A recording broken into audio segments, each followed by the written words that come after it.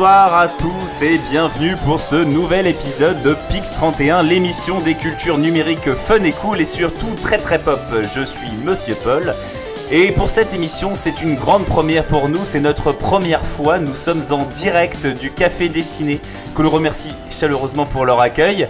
Et aujourd'hui, nous allons parler exclusivement de jeux vidéo et essayer de comprendre comment ce petit média de sa courte vie a pu sortir du petit écran pour aller envahir les rues, les cinémas, la télé et également des musées.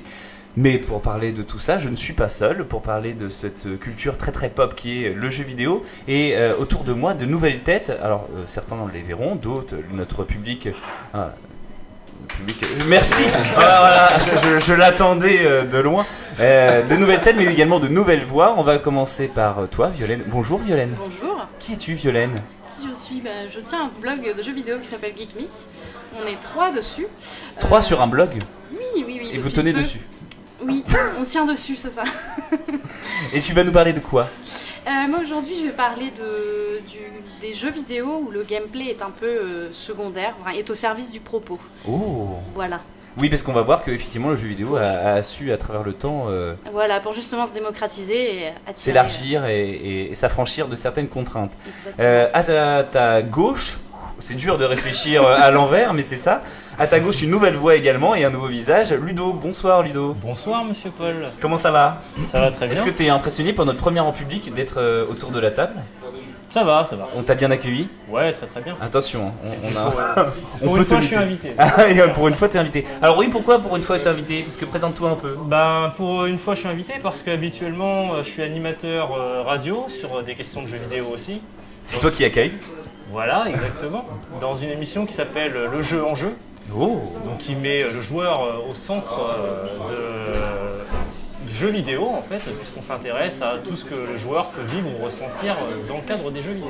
Et une émission qu'on peut retrouver sur Radio Campus. Voilà, c'est une mensuelle qu'on retrouve tous les derniers lundis du mois sur Radio Campus Rouen. Et également sur Internet. Exactement. En face de toi, une voix que vous connaissez déjà. Je suis obligé de redescendre un peu dans le volume parce que c'est une voix qui est familière à tous ceux qui écoutent les émissions de Pix31. C'est Mademoiselle Ophélie. Bonsoir. Bonsoir. Comment ça va? Ça va super. Pas impressionné? C'est notre première en public? Bah oui, et puis en plus il y a plein de nouveaux gens, donc du coup c'est super cool. Va falloir faire connaissance avec eux, j'espère qu'ils vont être gentils. Oui, j'espère. Et de quoi tu vas nous parler? Tu vas nous parler d'un livre ou alors tu viens discuter un peu avec nous? Alors aujourd'hui j'ai décidé de venir en touriste et de laisser la place à des merveilleux chroniqueurs. Et du coup je fais discutateuse. Discutateuse, Oui. Quel beau métier discutateuse. Oui. Alors c'est super, ça va me permettre de poser des questions qui dérangent ou même de vous poser des questions pour que le public aussi comprenne mieux. Oui, parce que peut-être effectivement que cet épisode va être un petit peu plus complexe, mais quoique on va toujours essayer de rester fun et cool. En face de moi et donc à ta gauche, une nouvelle voix également. Bonsoir Maxime. Salut. Salut, un petit salut. Bonsoir Maxime. Alors Maxime, de quoi tu vas nous parler toi? Moi je vais vous parler de quelque chose un peu plus profond que ce que je peux faire d'habitude. Attention, Ouais. on reste soft. professionnel. On Ça parle commence dans la bien. tête. Moi je vais parler de la thérapie et les jeux vidéo. Donc L'utilisation des jeux vidéo dans la thérapie. Ça existe déjà. Et ben ouais. Et depuis pas mal de temps déjà. Il y en a qui ont commencé assez tôt alors que c'était un peu... ça faisait Un peur. peu underground. Ouais. Oui, alors on va utiliser quelques anglicismes et je pense qu'on se fera taper dessus si Souterrain. on en utilise un petit peu trop. Et notre dernier invité qui a une autre fonction, qui a une fonction aussi essentielle ce soir, c'est Thomas. Bonsoir Thomas. Bonsoir. Donc qu'est-ce que tu vas nous parler toi aujourd'hui? Enfin en tout cas ce soir. Eh bien, moi je suis le discutateur bis. Le discutateur bis. Voilà. Et La donc, version homme. T'as C'est ça, le la mâle et la version, femelle. C'est sans ça, soi. d'accord. Voilà. C'est eux qui vont perturber l'émission ou Exactement. permettre à nos auditeurs de bien comprendre tout ce qu'on va aborder ensemble. Et bien on va démarrer tout de suite avec un petit lancement musical et puis on va essayer de définir un peu qu'est-ce que le jeu vidéo comme objet culturel.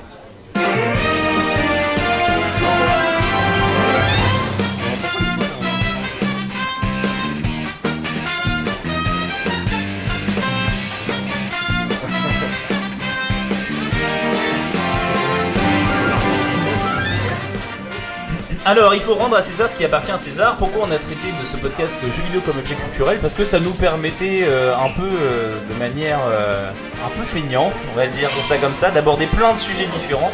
Parce qu'effectivement, depuis déjà quelques années, le jeu vidéo a réussi à sortir de sa petite télé pour envahir plein d'autres médias, pour envahir plein de publics différents avec des styles très différents.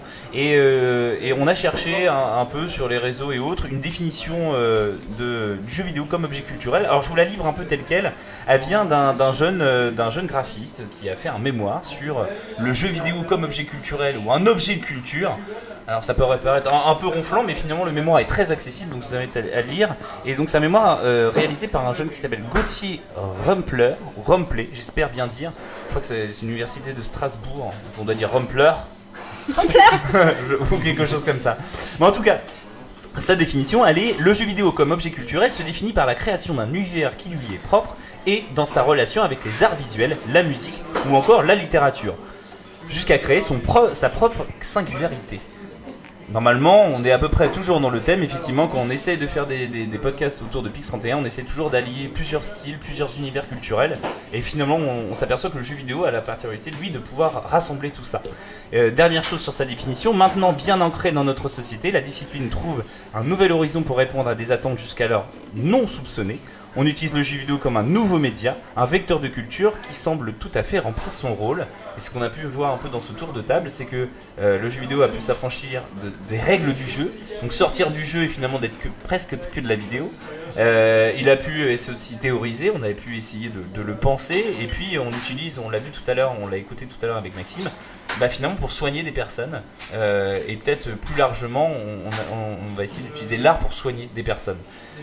Et pour aller un peu plus loin, on va penser le jeu vidéo et on va se retourner tout de suite.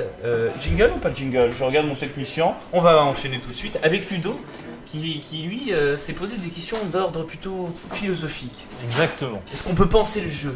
On peut essayer en tout cas. Les philosophes, vous les connaissez, c'est ces personnes un petit peu chiantes dont on lit jamais les bouquins. Oui, mais qui ont des noms rigolos. Très souvent. Qu'on se souvient quand on a eu la chance d'aller en terminale. Qu'on n'arrive pas à prononcer. Non. Donc je vais essayer moi de revenir sur les deux termes, objet et culturel, à travers ce prisme-là qu'est la philosophie. Alors bien entendu, faut pas être dupe, il y aura plein d'autres définitions qui pourraient être intéressantes, on en aura peut-être de la part de notre psychologue de service tout à l'heure. Mais moi je vais vous proposer l'approche philosophique. Donc concernant la notion d'objet tout d'abord, ce qui est intéressant en philo, c'est qu'elle ne rattache pas forcément l'objet à quelque chose de matériel. Il y a des objets de pensée, il y a des objets mathématiques, donc ça peut peut-être déjà nous rassurer sur la question du jeu dématérialisé. Est-ce qu'il faut vraiment avoir un objet pour pouvoir l'utiliser? Grande question. Faut-il qu'il soit matériel? Faut-il qu'il soit matériel? La deuxième chose que nous dit la philo, qui est plutôt intéressant, c'est justement qu'il faut différencier la notion d'objet de la notion de chose en fait. On retrouve dans les définitions courantes du Larousse concernant l'objet justement le fait qu'il est toujours rattaché à l'idée de chose, mais la philo au contraire s'en détache. Elle nous rappelle qu'une chose, c'est ce qui est totalement indépendant de rapport avec l'être humain. L'objet par contre a toujours un rapport, il peut être sensitif, la vue, le toucher, par l'esprit, le concept, même l'imagination, par la volonté, le besoin, l'envie, mais dès l'instant où il y a rapport, il ne s'agit plus d'une chose, il s'agit d'un objet. Donc un objet n'est défini que parce que nous on le définit comme objet. Voilà. Et en ce sens, ça aurait été tellement plus simple en terminale. On voit déjà comment peut être pensé le jeu vidéo. Concernant la notion de culture, la philo a beaucoup de choses à dire, mais c'est surtout ce qu'on peut retenir que c'est quelque chose qui est de l'ordre d'un rapport d'opposition par rapport à la nature. Donc concrètement, la culture en philo, c'est tous les moyens matériels et intellectuels qui sont mis en place pour aller contre la nature. L'homme, surtout depuis les Lumières, est considéré comme l'animal de culture par excellence. Et donc, parce que nous, la nature, voilà, on voit bien et elle nous le rend bien. On s'en passe un peu, on l'écrase un peu. Et tout ce qu'on fait finalement, toutes les productions, toutes nos activités humaines sont des activités qui sont considérées comme des activités à caractère culturel, quoi qu'il arrive. Donc ça nous, même si la philo ne parle pas directement du jeu vidéo, ça nous positionne déjà dans quelque chose qui peut permettre de le situer avec ces quelques définitions.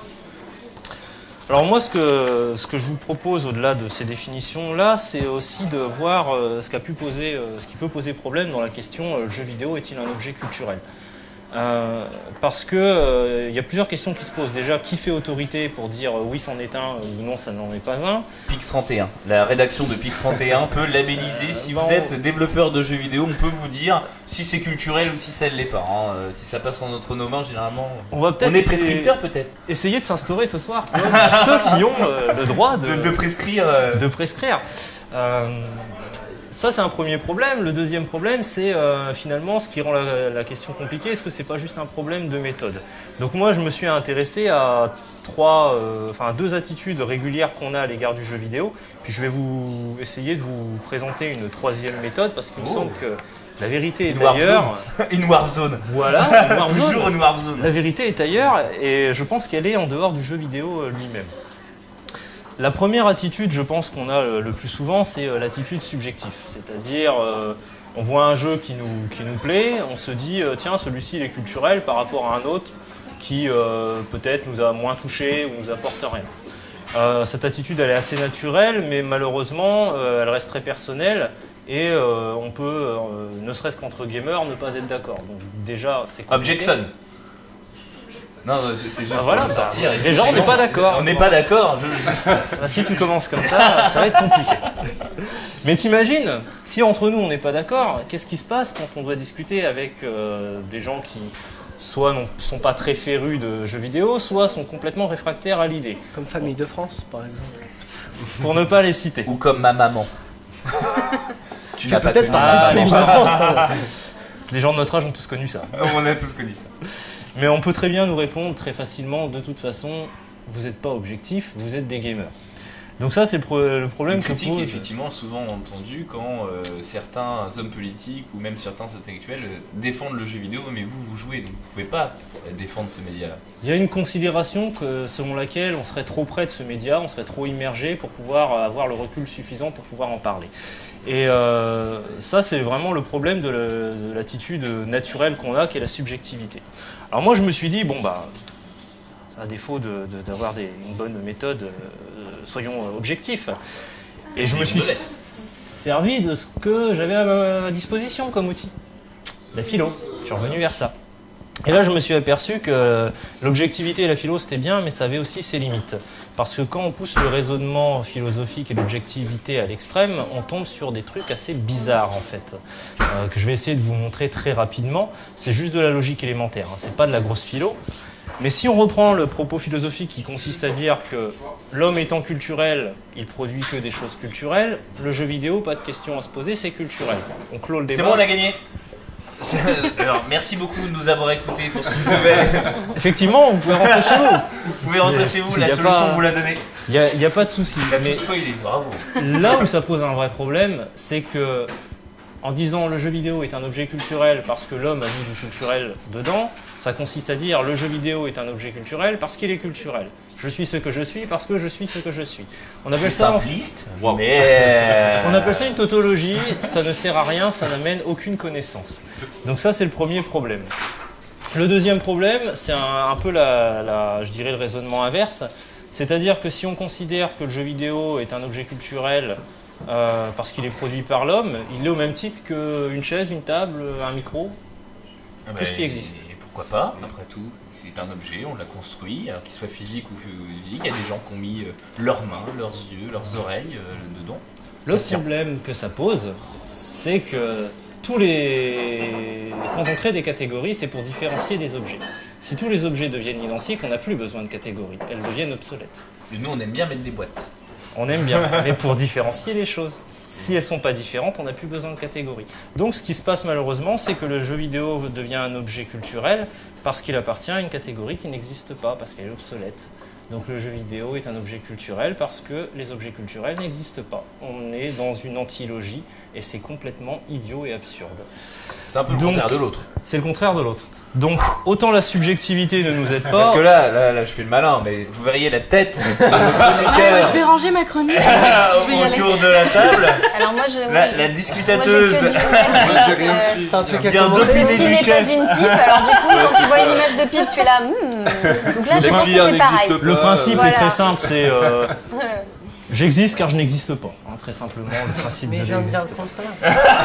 pas. Donc c'est très très bizarre et au vu du fait que la subjectivité ne nous aide pas ni l'objectivité, moi je pense qu'il faut peut-être avoir une attitude, la vérité est ailleurs, il faut peut-être avoir une attitude un petit peu plus sociologique et revenir vers l'art dont on parlera tout à l'heure.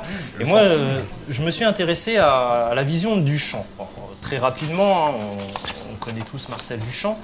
C'est la personne qui a cassé un peu les codes de l'art à une époque où l'art était très fermé. Un peu pompeux. On parle du monsieur qui a retourné un bidet. Voilà, en Voilà. fait, en faisant rentrer une pissotière dans un musée. Alors ce qui est intéressant... Oui, appelons un chat un chat. Voilà. Une piscine. Certains l'appellent la fontaine, pour moi c'est une pissotière. Allez, je vais Mais- couper la poire en deux, un urinoir. Concrètement, il fait quoi? En faisant ça, il fait rentrer un objet de fabrication industrielle qui n'a pas proprement dit de valeur artistique, qui est un objet plutôt du quotidien. À mon sens, Duchamp n'a ni pour enjeu de dire qu'une pissotière c'est de l'art, ni même de dire que tous les objets du quotidien sont de l'art. Mais moi ce que je remarque, c'est qu'il crée le débat, il fait parler. Et il met en confrontation des gens qui sont très réjouis à l'idée de voir une pissotière dans un musée, contre d'autres qui s'en offusquent. Et il crée finalement un groupe, une sorte de relation humaine, d'activité autour de cet objet qui devient central, qu'est la pissotière. Et je pense que, je finirai là-dessus, faut peut-être penser le jeu vidéo comme ça. Alors pas comme une pissotière, mais Et pourquoi pas, voilà, l'anecdote étant... au parenthèse Japon, rapide. Ça existe. il y a un artiste qui a recréé une pissotière avec des cartouches Super NES.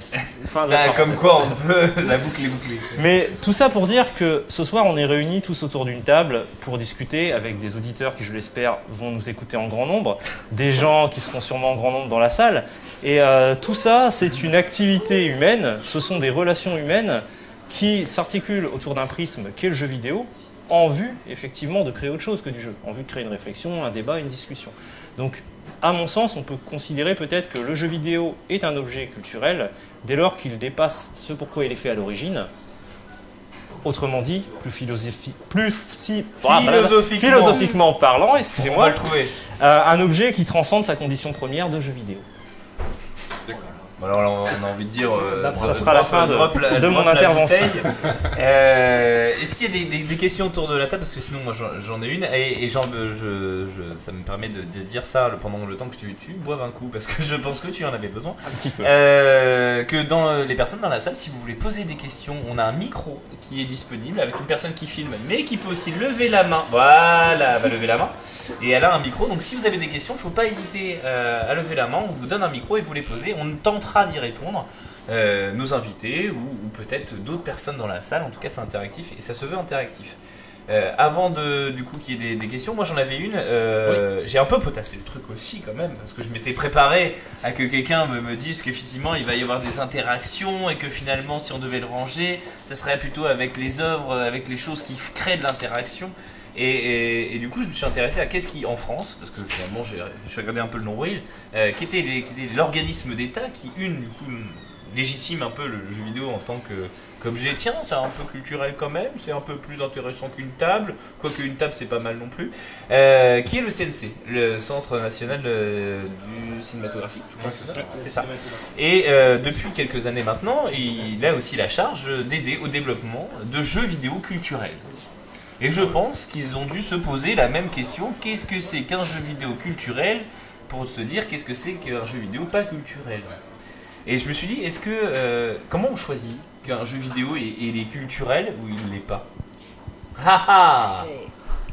Parce qu'effectivement, tout jeu peut créer de la relation et de l'interaction avec du public, du débat.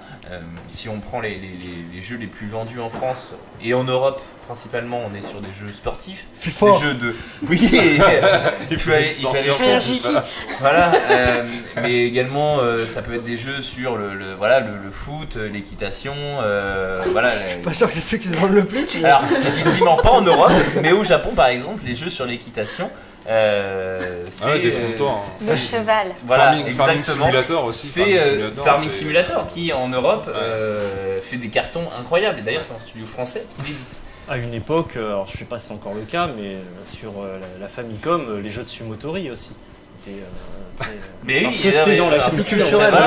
C'est dans la culture de chaque pays, en tout cas les jeux sportifs et du coup les jeux de compétition, tout ça qui échangent autour de ça, finalement sont les jeux quasiment encore dans les ventes, du moins, peut-être pas dans les critiques et dans les musées, on en parlera peut-être plus tard, sont les plus sollicités. Et donc comment on fait pour trier finalement, se dire que est-ce que FIFA c'est quand même un peu culturel, ou alors on en jette un regard dédaigneux et on se dit oh non, parce que faut taper dans la balle. Je fais pas très bien. Encore une fois, moi, la seule manière dont j'ai de répondre à ta question, c'est que tout va dépendre effectivement de l'interaction, tout ce qui se crée autour. Si on est purement subjectif, ce que j'avais fait au départ, j'en ai pas parlé, mais au départ, Géraldine m'avait suggéré de relever un peu... Dame Gugu pour nos auditeurs qui ne connaîtraient pas son petit nom. Vous avez le micro, Dame Gugu, hein, je veux dire bonjour. C'est bien vous. C'est bien. Donc Dame Gugu m'avait suggéré de repérer un jeu que j'estimais comme culturel. Et là, c'était hyper compliqué parce que je me suis dit, voilà, je vais faire un tableau. T'as la pression. Ouais, t'as un jeu, c'est culturel. C'est un ça. jeu. Et c'est problématique parce que moi, déjà, j'en ai pas pris un, j'étais obligé d'en prendre 3. Un que j'estimais culturel, un non culturel et un où je savais pas. Et je me suis dit, pour pas qu'il y ait un mélange des genres et qu'on se dise, tiens, parce que c'est pas le même genre, ça a une influence, j'ai pris que des FPS. Et là, je me suis aperçu... Des first person shooters, Oui, des jeux à la première personne. J'allais poser la question. J'anticipe. Je me suis aperçu que je mettais dans le culturel Doom, je mettais... Certains vont crier au scandale, Doom culturel. Je mettais dans le non culturel Postal et je mettais dans je sais pas Call of Duty. Alors, est-ce que tu peux définir brièvement un peu ce qu'est Doom? Parce qu'il a une importance. Et Doom, pourquoi alors pour moi, en tout cas, Doom c'est celui qui a créé le genre, même si certains parlent de Wolfenstein avant. Mais c'est pour moi lui qui a au moins popularisé le genre de telle sorte qu'on parlait de Doom-like avant de parler de FPS. Alors c'est important de dire que quand on dit on parlait de Doom-like, c'est pas nous autour de la table avec des grands cigares et des verres de scotch à la main en disant oui ça sera un Doom-like. Non, effectivement c'était toute la presse, c'était les télés, c'était pas qu'en France, c'était à l'international. L'expression Doom-like est restée pendant des années. Effectivement, il est fondateur d'un genre. Juste pour les noobs comme moi et comme d'autres, c'est possible. Et du coup, noob, je définis aussi. Ça veut dire vraiment les gros nuls qui n'y connaissent rien. Mais voilà. Mais ils sont gentils aussi, ils sont naïfs. Doom, ça consiste en quoi? C'est quoi comme jeu? Juste en 2 lignes? En 2 lignes. Alors, c'est censé être Ouais. culturel. Vas-y. On voit pas ton personnage, on voit juste son flingue. T'avances, tu tires. C'est très réactif. D'accord. Tu tires sur quoi? Allez, voilà. Sur des démons. Ok, t'as fait 2 lignes, merci. De Mars. Sur beaucoup de démons. Ok. Et avec un côté volontairement très provoque et très exagéré sur la violence qui pouvait être diffusée à l'écran. Effectivement. Alors pourquoi culturel celui-ci? Culturel parce que, en tout cas pour moi, peut-être parce que justement j'ai vu des émissions de culture s'y intéresser. Entre autres une émission du ZUL, donc quelqu'un de bien connu d'un point de vue philosophie et jeux vidéo, qui avait fait une émission qui... alors j'ai plus le nom en tête, mais c'était une émission qui parlait d'une arme bien connue de Doom, qui est le BFG 9000, le Big Fucking Gun. Oui, on est tout dans la nuance. On est tout dans la nuance. On vient de dire que c'était un objet culturel. Et qui avait pour but de montrer jusqu'à quel point finalement le joueur en rentrant dans le jeu Doom venait perturber le jeu en fait, que c'était lui un peu le colonialiste et qui mettait un peu le bazar dans la structure du monde, voilà, l'élément perturbateur. Et du coup, Doom qui est resté effectivement objet culturel. Alors celui qui n'est pas du tout culturel. Celui qui n'est pas du tout culturel pour moi, c'était Postal. Ah, Postal. Postal. Alors, plus confidentiel, là il faut expliquer ce que c'est. C'est beaucoup moins. C'est pas un jeu sur la poste. Bah, moi, c'est ce que j'allais demander. T'es pas en vélo jaune, c'est pas un biopic sur Yves Besançon. Ah bah bon. J'aurais justement une définition qui sera très vague parce que c'est un jeu justement auquel je n'ai pas beaucoup joué parce qu'il m'a déplu dès le départ. Ouais, j'y ai joué moi aussi. Mais c'est un jeu effectivement où la vue est la même, en première personne, on ne voit que l'arme du protagoniste. Mais certaines actions m'ont suffisamment déplu. J'en cite une, uriner sur les cadavres des... Un monsieur qui connaît de Marcel ses Duchamp, victimes. Probablement. Alors, vas-y, continue. Ce genre de choses a fait que j'ai arrêté le jeu très rapidement. Du coup, effectivement, moi j'ai du mal à considérer avoir la dimension culturelle, peut-être parce que j'ai pas été assez loin, de ce jeu-là. Alors, ce qui est intéressant pour ces deux exemples-là, c'est que Doom comme Postal se sont vus adaptés au cinéma. Des super films. Alors oui, Il y a Postal qui a été adapté que vous retrouvez dans des bacs très loin dans les catalogues de VOD. Bah alors très loin. Effectivement, Postal a adapté du célébrissime UV Ball. Et puis Doom, je ne sais plus par contre qui a réalisé, mais par contre avec un acteur bankable au possible, pas à l'époque. The Rock. Voilà, c'est The Rock. Dwayne Johnson. Dwayne Johnson, qui est aujourd'hui un des Sur acteurs Jumanji, les attention. plus. Je pense que c'est celui qui bankable. gagne le plus d'argent au Hollywood. Ouais, en ce moment. Film qui intègre d'ailleurs une vue une Qui partie intègre en du première FPS. personne. Donc il fallait vraiment deux jeux, un que tu définis en tant que culturel et l'autre pas du tout, et pourtant tous les deux se sont vus adaptés au 7ème art, Ouais, effectivement.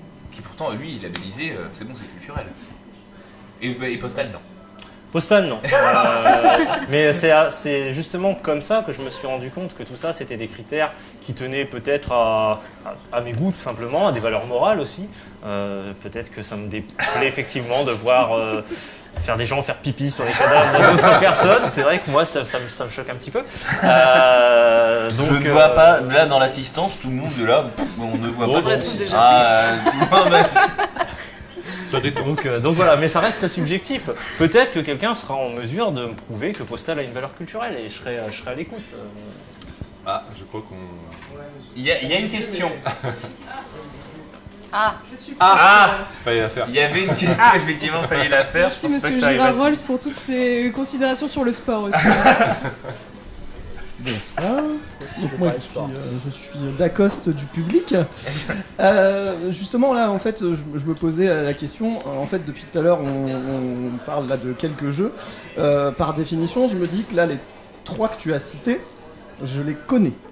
Donc quelque part forcément ils font partie de la culture jeux vidéo.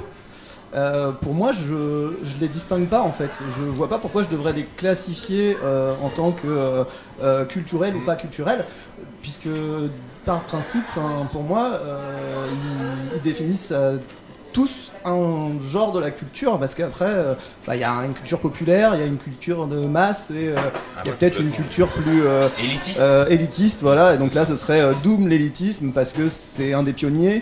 Ce serait peut-être le côté populaire pour Postal parce qu'il est un peu hardcore, effectivement il a été un peu transgressif et donc le dernier c'est Call of Duty, c'est la masse parce que c'est celui qui s'est vendu le plus, parce qu'il a défrayé tous les scores à chaque sortie. Mais du coup voilà, pour moi ces trois là finalement ils sont tous dans la culture jeux vidéo. Du coup, je rebondis effectivement. Merci beaucoup pour la question. Merci Marie-Ange pour le passage au micro. Du coup, le dernier Call of Duty. Pourquoi avoir du mal à classifier si classification devait y avoir? Pourquoi, encore une fois, je me permets juste de répondre, de compléter. Effectivement, je suis totalement d'accord avec ce qui vient d'être dit, parce que quand je parle de cette classification, c'est pour ça que je la dépasse dans ma chronique, c'est qu'elle est vraiment subjective. Donc c'est effectivement, il faut la dépasser. Mais si on revient à ce côté subjectif que j'ai eu par rapport au jeu, Call of Duty, pourquoi mi-chemin entre les deux ? Parce que quelque part, c'est pas effectivement il n'a pas la portée pour moi de Doom, dans le sens Doom. Pour moi, c'est un peu l'archéologie du jeu vidéo, enfin d'un point de vue du FPS, donc il a peut-être pas la portée d'un Doom.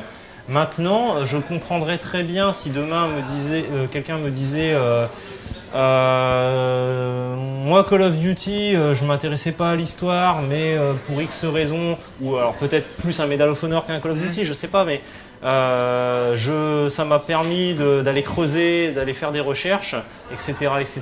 Donc ça a une portée culturelle, je pourrais le comprendre en fait. Plus qu'un Postal par exemple, alors, avec un Postal on peut faire peut-être d'autres recherches aussi. Mais moi du coup ça va avec la question de tout à l'heure, la Doom, un fondateur, Postal le transgressif, le film de série B, à voir, il n'y a pas assez de lettres pour aller jusque le film, mais en tout cas un jeu, effectivement, voilà, c'est pas terrible en plus, d'un point de vue, si on prend des critères techniques, il a des lacunes, voilà, il a des lacunes sur plein de points. Au-delà de la réalisation et du propos. Et puis Call of Duty, il a quand même une place à part, puisque il pose cette fameuse question qu'on pense souvent quand on parle de jeux vidéo. Est-ce que parce que tu te vends énormément, ce qui était évoqué dans la question, est-ce que parce que tu es le premier média, tu n'es pas culturel, ou alors tu le deviens? Il y a une question, Pépita. Excusez-moi. Hop là. Bonsoir. Bonsoir. J'avais une question à poser par rapport justement aux 3 jeux qui ont été cités, donc Postal, Doom et Call of Duty. Je voulais savoir en tant que média culturel, du coup, est-ce que le côté extrêmement multijoueur de Call of Duty n'a pas joué dans la balance ? Étant donné que du coup ça va créer une énorme communauté et c'est ça qui fait qu'aujourd'hui les ventes de Call of Duty sont monumentales. Donc je voulais savoir s'il n'y avait pas du coup une corrélation. La masse, oui, voilà. ou le multijoueur. Mais non, justement le multijoueur. Parce qu'il y a des gens qui vont être des adorateurs de Doom, des adorateurs de Postal, j'espère qu'il n'y en a pas trop. Mais Trop cher, c'est ça? Putain, laissez-le tranquille. Tu prends énormément cher, hein, c'est ta soirée, c'est pour ça. Et par conséquent, je me demandais, est-ce que en tant que média culturel, le fait de faire une communauté de plus en plus grande par le multijoueur, ça n'aide pas justement à créer l'effet de masse? alors, je pense qu'effectivement sur Call of, il y a un effet de masse qui est créé par la communauté. On pourrait parler de PBG, le jeu là, PEBG qui est, enfin, et le Call of Duty de fin d'année. En termes de nombre de joueurs, on est dans les mêmes phénomènes en tout cas. Mais je pense qu'à une époque où je suis un vieux, hein, donc à une c'est époque, pas grave, t'es le seul autour de la à table. une époque où Doom existait et moi je pense que quelque part on s'en rend peut-être pas compte, mais proportionnellement à l'époque il y avait une très grosse communauté aussi sur Doom, une très grosse communauté de qui n'avait pas internet parce que ça n'existait pas. En ouais, en fait, 58K, avec des très très bas débits, qui faisaient encore des LAN, etc., etc. Et on avait surtout une très grosse communauté de modeurs qui s'est constituée autour de Doom. Et il y a encore de la compétition sur du final Doom, etc., etc. aujourd'hui. Donc je pense qu'effectivement ça a une influence, mais c'est pas un phénomène si moderne, récent que ça en fait. Ça a existé au préalable. Au-delà de l'historique. Oui, avec Call of Duty, ça a quand même pris une sacrée ampleur. Enfin, moi j'ai joué au premier, j'avais 13 ans, c'était en 2002-2003. Et je pense que c'est là où vraiment le multijoueur s'est vraiment démocratisé dans le FPS. Avant, oui, après, évidemment, comme tu dis, il y avait tout l'aspect LAN, tout ça, mais c'était pas non plus ultra répandu, c'était vraiment assez marginal. Des gens qui se réunissaient pour faire du multi. Et... C'est-à-dire que là, j'ai l'exemple où Attendez, on va juste redonner le micro parce que du coup, nous on t'entend, mais les auditeurs ne t'entendent pas. C'est justement, je disais, c'est là où j'ai l'exemple que voilà, il y a les LAN parties, c'était très bien, on se branchait tous, etc. Alors que là, ça donnait la possibilité, c'est ah, t'as ce jeu-là, toi aussi t'as ce jeu-là, tous les copains ont ce jeu-là, on a juste à l'acheter et à y jouer chez soi et on peut jouer tous ensemble. Et c'est vrai que ça a été, moi je me souviens de Modern Warfare 2, ça a été une explosion. Et après, pour moi, c'est de là qu'est née la grosse hype Call of Duty, qui a continué jusqu'à nos jours, quoi. Parce qu'il est arrivé au moment aussi au développement du haut débit, qui permettait aussi, du coup, il est arrivé là où il fallait qu'il arrive. Voilà, il y a des fois, on fait un G et puis c'est un double 6 et puis c'est super. Par contre, au-delà... Là, je suis perdu, hein, désolé. Là, moi, je lâche l'affaire. C'est une métaphore. C'est une métaphore. Là, ça va. Là, ça va mieux. Ouais, merci. Et non, mais par contre, ce qui est intéressant, c'est qu'on peut pas nier l'aspect culturel d'une communauté de plusieurs dizaines de millions de joueurs. Par contre, la question, on en a vu tout à l'heure, tu as commencé ta chronique là-dessus, Ludo, c'est que aussi pour que l'objet culturel soit labellisé culturel, il faut qu'il y ait des personnes autour d'une table, alors peut-être pas nous, mais qui le qui soient prescripteurs, qui disent ça rentre, ça rentre pas. Et c'était aussi la question du CNC. Je pense pas que le CNC aujourd'hui, si demain vous dites je veux faire un Call of Duty like, vous aurez des financements. Ah, on a une question. Non, en fait, c'était pas une question, c'était une intervention. Dans le sens où, en gros, tant que la culture n'a pas été validée par les élites, c'est toujours considéré comme de la sous-culture avec des guillemets. Et en fait, c'est en ça que notre génération en avance, c'est qu'à partir du moment où quelque chose commence à être reconnu par l'État et les collectivités, c'est déjà has-been. Donc finalement, tant que le jeu vidéo n'est pas reconnu comme culture institutionnelle, c'est peut-être là qu'on va rester aussi dans la liberté et dans le potentiel extraordinaire de création et de multiplication de l'exploration. Voilà, c'était ma petite intervention. Beaucoup de mentions. Merci Dame Zoé. Merci Dame Zoé. C'est vrai qu'il est encore en underground, même si de plus en plus il se rattache quand même. Il y a des œuvres qu'on entend parler à TF1, au-delà de GTA pour le côté transgressif, etc.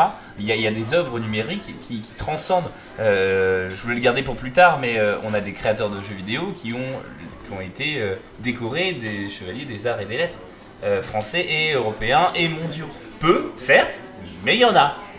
Autant qu'un garde du corps d'homme politique, mais ça c'est un autre débat. Mais voilà, et en tout cas ils ont été décorés.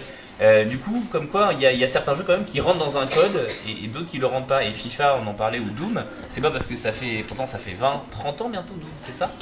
Est-ce qu'il va rentrer un jour ou finalement il restera toujours comme une sous-culture, j'ose le dire? Il y aura peut-être si ça se fait, parce que c'est un projet qui, je ne sais pas s'il aboutira, mais j'ai pas suivi l'actualité, mais il aura peut-être un second souffle avec la VR. Avec la réalité virtuelle? Ouais. Le fait d'être immergé dans un univers...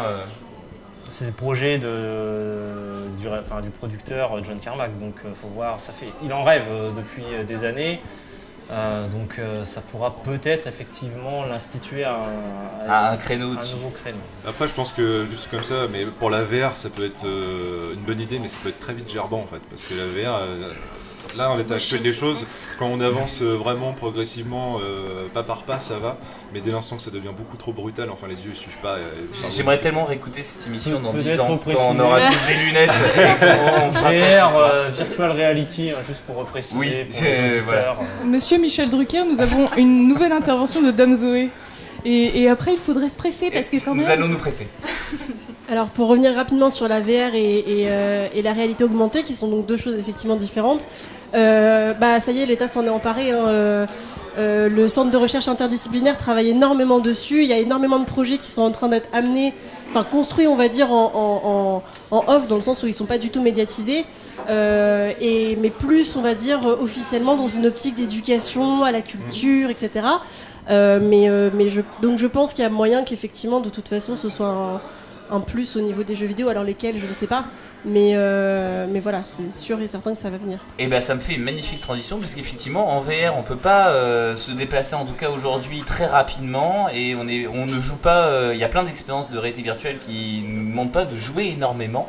Et je crois, Violaine, que toi tu connais plein de jeux où le gameplay est un peu relayé en second plan, et c'est ce qu'on va voir ensemble.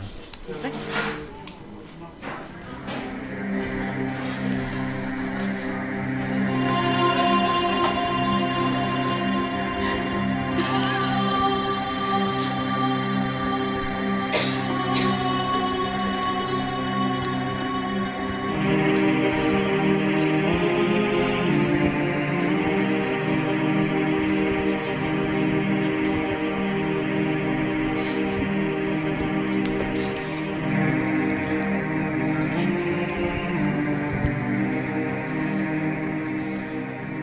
Alors Violaine, on va rentrer dans ta tête. Oui. C'était un hommage à la musique Attention. de Psychomantis. Alors du coup, sur ton blog, tu nous parles de jeux vidéo, et toi tu voulais ce soir parler de jeux dont le gameplay est en second plan. Je vais donner un avis totalement subjectif en fait, faire tout l'inverse de ce qui a été dit dans la partie philo. Mais on a vu que ça faisait partie du jeu aussi. Voilà, De donner son c'est ça. avis et d'aller sur l'essence. Parce que pour moi, du coup, objet culturel, je l'oppose plutôt à la notion de divertissement, si je devais l'opposer. Et du coup, si je pars du principe qu'un jeu vidéo n'est pas considéré comme un objet culturel, c'est qu'il est considéré comme un divertissement à l'inverse. Et donc en général, les personnes qui réduisent le jeu vidéo à un divertissement sont en général ceux qui voient tout par le gameplay. Ce qui est plutôt dommage parce qu'aujourd'hui, justement, ce qui a permis aux jeux vidéo de se démocratiser, selon moi, c'est aussi le fait de mettre le gameplay au service du propos, des émotions. Là, on a énormément de jeux vidéo qui vont nous transmettre des émotions, nous questionner même sur le sens de la vie, dénoncer des choses. Là, ça peut aller mais jusqu'à oui, ça là. peut aller nous pousser dans nos retranchements. Donc voilà, moi je voulais, plutôt que de parler de jeux, je veux dire, de masse, de culture de masse, moi je voulais plutôt m'attarder sur des jeux qui m'ont marqué dernièrement. Donc ce sera très subjectif pour le coup. Mais c'est pas grave, il en faut aussi. Et puis on voit bien que, on l'a dit en introduction, que le jeu vidéo s'est élargi, a pris un peu ses aises. Et finalement, en prenant ses aises, il a pu aussi se débarrasser de certains de ses fondamentaux. Oui, tout à fait. Donc voilà, j'avais envie de parler récemment là, d'un jeu qui m'a bien marqué, qui s'appelle Hellblade Senua's Sacrifice. Ouais. Je ne sais pas si vous en avez entendu parler. Donc c'est un jeu qui a été développé par un studio qui s'appelle Ninja Theory. Ils ont notamment travaillé sur Layers of Fear. Ninja. Certains très bon aussi. Voilà, certains ont tremblé devant ce jeu. Donc Hellblade Senua's Sacrifice. Oh non, je vous dis n'importe quoi. Layers of Fear, c'est Observer. Ah. Bon Dieu, ça sera en seconde partie, je vous spoil. Donc oui, Hellblade, en fait, ça vous plonge dans la peau d'une guerrière picte qui part à la recherche de l'âme de son amant défunt. Et du coup, ça va donner lieu à des grosses scènes de combat sur fond de musique viking bien donc là, on appuie sur des boutons alors. Ah, on appuie sur des boutons. Oh, il y a un extra musical. On met dans l'ambiance. Ça envoie du lourd, quoi, comme ça. Donc on s'attend ça sent la testostérone, les grosses armes, les level up. Eh ben non, voilà, c'est ça le piège. En fait, on se fait un peu troller par... Pourquoi on appuie pas sur les boutons? C'est parce qu'il C'est justement là que je voulais en venir, on se fait un peu troller par Ninja Theory qui va même jusqu'à nous faire croire, je sais pas vraiment la réponse et je vous la dirai pas, mais que si on meurt de trop nombreuses fois, on recommence tout à zéro. Donc ça nous rajoute une petite dose de stress supplémentaire. Voilà. Ça, en plus du son binaural, donc c'est une expérience qui est proposée. Alors, faut jouer avec le casque. Qu'est-ce que c'est que le son binaural? Ah là, je sais, là, moi. Ah, ça, tu sais. Moi, je sais. Quoi, ça alors, moi, je peux vous expliquer.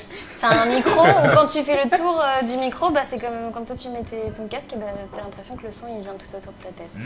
On a l'impression qu'on te parle à droite, à gauche, derrière toi. Donc, c'est très stressant. Et en fait... ça s'appelle de l'ASMR, les amis. Mais ça, je n'en parlerai pas. J'en ferai peut-être une chronique. Et donc ce qui est intéressant justement avec Hellblade, c'est que ce jeu-là finalement est là pour parler de psychose. C'est pour ça qu'ils ont intégré cette notion de stress et les voix jouent vraiment un rôle dans l'immersion parce qu'on entend des voix tantôt hyper blessantes qui se foutent vraiment ouvertement de notre gueule si on rate une épreuve, voilà. Tantôt encourageantes et ça c'est tout au long du jeu. Des voix à droite, à gauche, derrière soi et on a l'impression de devenir fou en fait, tout comme Senua. C'est ça qui est super intéressant dans ce jeu-là. Et on en parlera tout à l'heure de la folie et de comment on peut peut-être soigner la folie ou en tout cas soigner des troubles. Pas exactement, mais... On ne s'est pas concerté, mais je pense que ça va se répondre. Mais voilà, moi ce jeu-là, pour moi, je le considère comme si je devais ranger dans les jeux vidéo culturels des jeux, celui-là, il y serait, c'est clair. Oh, c'est pas Postal. Non. On n'urine pas sur des gens et on voit bien que... Tu peux uriner, mais quelqu'un derrière... Je pense que démarrer un podcast avec Postal, c'est difficile. C'est ça, t'as quelqu'un derrière qui te dit c'est bien, puis c'est te dit non, arrête. Voilà. Et puis la musique, surtout dans ce jeu-là, en plus de l'expérience son binaural, joue un rôle vraiment super important. Pour cause, on commence avec des grosses musiques vikings bien vénères. Et puis à la fin, ça s'adoucit un peu, ça nous donne une petite note d'espoir avec des sons plus électro comme celui-ci, qui est très planant.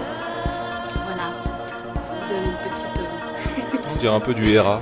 Ouais, non, mais on dandine comme ça, franchement.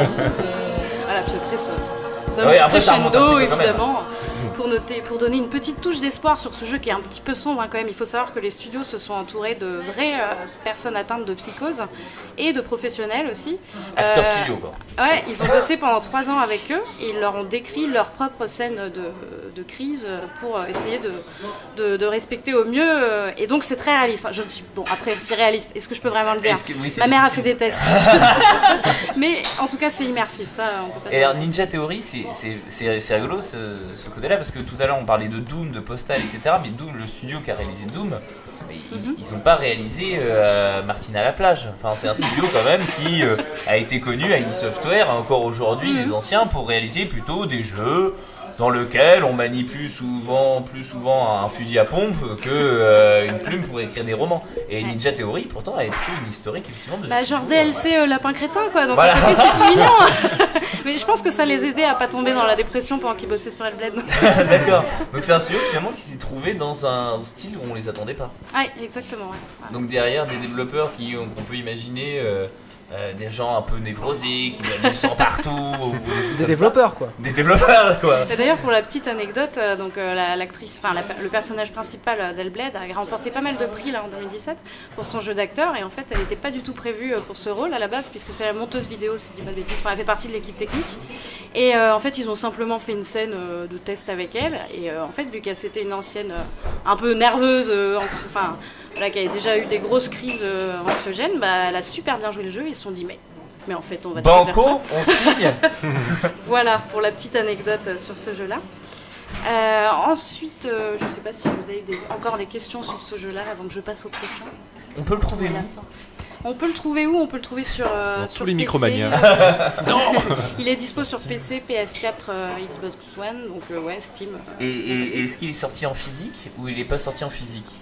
J'ai une question derrière ça. Très bonne question, tiens. Moi je l'ai acheté en démat, donc mais très très bonne question, je sais pas. Démat. Alors, dématérialisé. Ah, merci. Parce que effectivement, le jeu vidéo comme objet culturel, on n'y pense pas beaucoup, mais le cinéma, on va voir un film au cinéma, puis après on achète le DVD. Aujourd'hui, tout à l'heure, la question se posait sur les cultures, les milieux populaires, etc. Ouais. Le fait de télécharger un jeu sur un store dédié, etc. Est-ce que ça le prive pas naturellement d'être dans les mains de Madame Michu, d'une mère de famille qui connaît pas forcément quelque chose, et finalement sur les têtes de rayon, les seuls jeux qui restent, si on aime Nintendo, effectivement c'est FIFA et Call of.